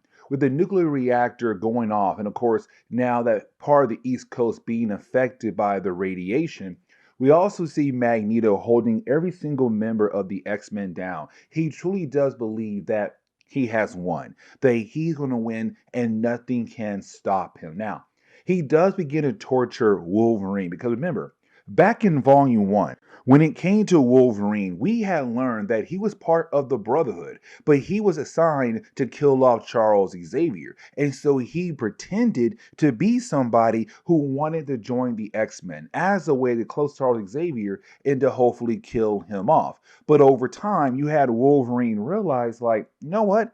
I believe what Charles is trying to preach. I believe in what Charles is trying to achieve. And so for Wolverine, he stayed with the X-Men. For Magneto, that is betrayal. And so you have Magneto begin to torture Wolverine. And that ticks off Colossus. Because as we saw in the earlier parts of our coverage, Wolverine and Colossus, they're like best bros. And so the idea of seeing Wolverine being tortured really does bother Colossus a lot. He crawls over to he crawls over to Magneto and punches Magneto right then and there. Now, this kind of leads into two different things happening at once. When you do have the X-Men battling against Magneto, I don't say battling, I say it's truly a beatdown because you have the dude getting hit from all different sides. Cyclops, Storm, Iceman, the list goes on. There's no way, there's no way Magneto is going to win this battle. But while you have that going on, for Charles Xavier, is him right now and trying to lead an army of people, of mutants who are locked in Camp X Factor to work together to slow down the spread of the radiation that came out of the nuclear reactor that's right now killing off the East Coast at a very slow pace. But the thing is, even though it's a slow pace, as it spreads, it's killing everything it touches. And so for Charles, he's kind of like, listen, we need a world prayer. We need something to help save the day. You then have Jean Grey begin to freak out and she flies away. Because you have Jean Grey get taken over by the Phoenix Force. Now, with that happening, that means that Jean Grey will now pick up the ground that surround the nuclear reactor and carry it away. And so just like that, she has saved the East Coast. Just like that, the X-Men had defeated Magneto. Just like that, they had officially saved the day. But the storyline's not done yet. You see, no. Because we still have two more chapters to cover, right? And so this chapter does end with Wolverine and Cyclops about to battle once again. Because let's not forget, Wolverine left Cyclops to die back in the Savage Land. Now, as we enter the next chapter, we get into that battle, right, between Cyclops and also Wolverine. Now, the battle is very short-lived. like very short-lived, because you have Cyclops just blast Wolverine with full power optic beam and Wolverine's knocked out. But you have Cyclops inform Wolverine that he's now officially off the team. Just like that, he's off the team now. But getting back over to Jean Grey, we see Jean Grey being successful when it comes to protecting the East Coast of America. But then you have the public begin to praise her, begins to love her. And this kind of leads into the whole idea of like, what's next for the X-Men then? Because now with them winning this battle or defeating Magneto, saving the East Coast, what happens now to the X-Men? Because now we see the public, now we see the media. You have both parties out there kind of speaking about how they truly feel about the X-Men. When you have some folks say, hey, what they did is great. They stopped Magneto. You have some folks saying like, no, they're still working with Magneto. They're still close friends, him and Charles Xavier. They're plotting for things to come down the road. Like, or, hey, they're just friends still, even though Charles did stop Magneto. Is everyone right now trying to paint their own version of the image of the X-Men, their image of Charles Xavier? But now the question is, what happens to the X-Men? Because again, they did save the day, but they were wanted by S.H.I.E.L.D., the FBI. Now, I kind of want to sit down to a quick review on like the school of Charles Xavier, because when it came to Charles Xavier, right, in the earlier parts of our coverage, we had learned that he was getting money from the Hellfire Club, right? Now, for Charles, he believed the Hellfire Club was doing it as a way to help Charles reach his dreams. But in reality, it was more of the Hellfire Club just giving him money to help get Jean Grey ready to turn into the Phoenix. Now, that was a whole storyline I already covered in the earlier video. But when it comes to Charles Xavier, what's next for his school? What's next for the X-Men? And so we see Nick Fury right now sitting down with like the government, the president, and a few other people, right? And the idea of wondering what could happen next for the X-Men. What are we going to do? And so you have Nick and Tony say the next move is to turn the school into a training school. Like those kids right there, sooner or later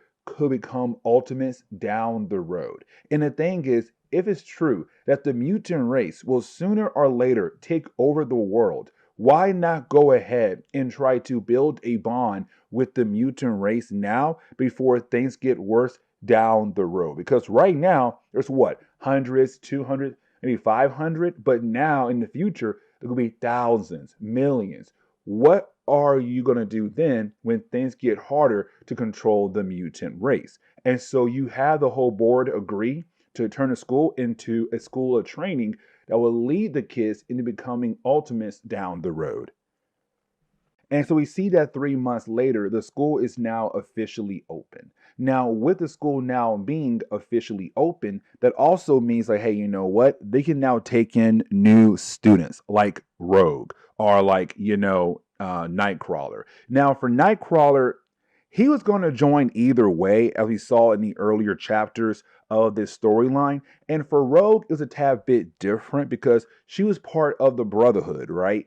But the thing was, for Charles Xavier, he was able to play the card of, well, she is a minor. And so she was kind of able to get out of trouble and now officially join the school of Charles Xavier. Now, I want to go ahead and switch over to another character, and that would be Bessie Braddock. Now, as you all know, in the main Marvel universe, there was this long storyline with the idea of Bessie and also Kawanin, two different characters whose minds were combined, but also like put in two different bodies, and Bessie's body and also Kawanin's body. And then after a while, it was just Bessie because Kawanin died in the body of Betsy. It was wild, right? And so in the Ultimate Marvel universe, it's a tad bit different. Bessie did die. She died, or her body did die again in this reality, but only because of Proteus, the son of Charles Xavier. We saw that in an earlier storyline. Colossus crushed her body to kill off Proteus,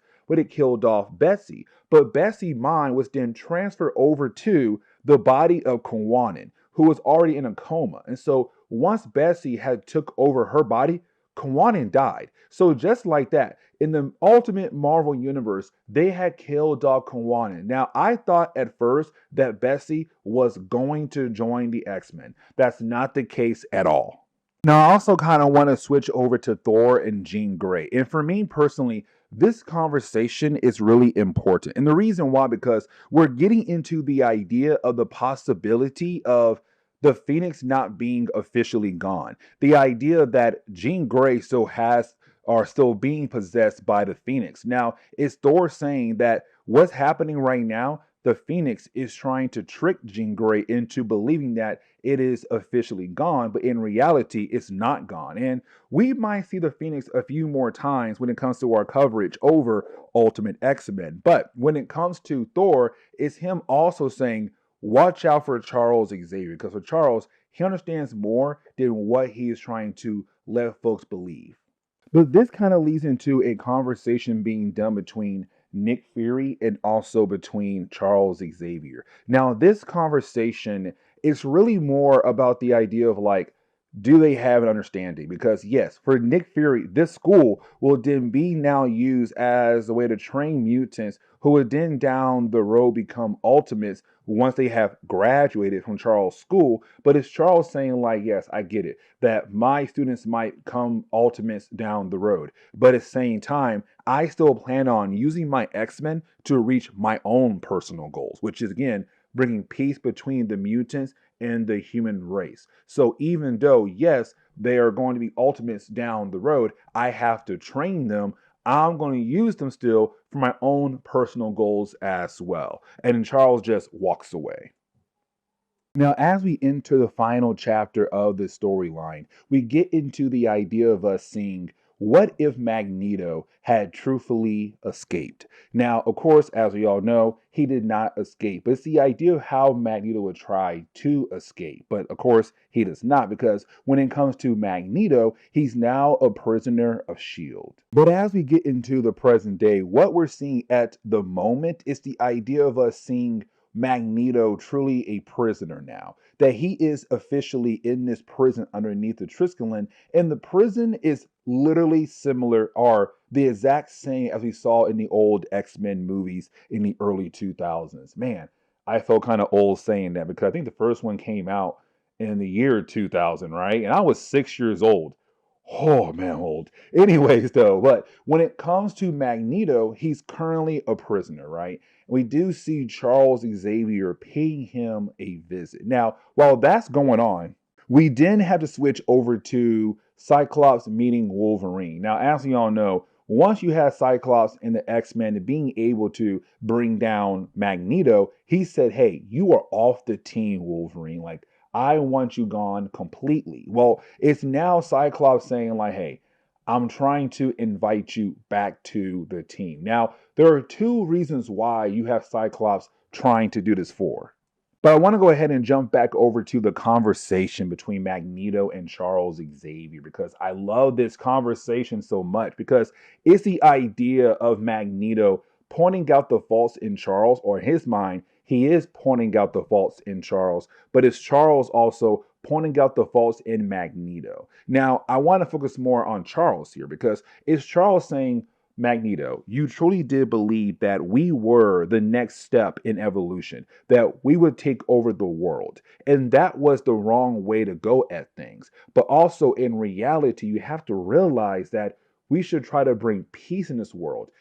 Try to bring utopia in the world. Now, for Magneto, he said, well, I feel like, Charles, if we let things in your hands, the mutant race is going to fail. Now, is Charles also saying, you change? Because let's not forget, you have two kids, Quicksilver and the Scarlet Witch, but their mother was human. Back then, you thought differently. Back then, you acted more human because you wanted to be with her, somebody who was human. But also it's him saying, I know why you hate Quicksilver and Scarlet Witch, because they constantly remind you of what you did in the past, making love with a human being.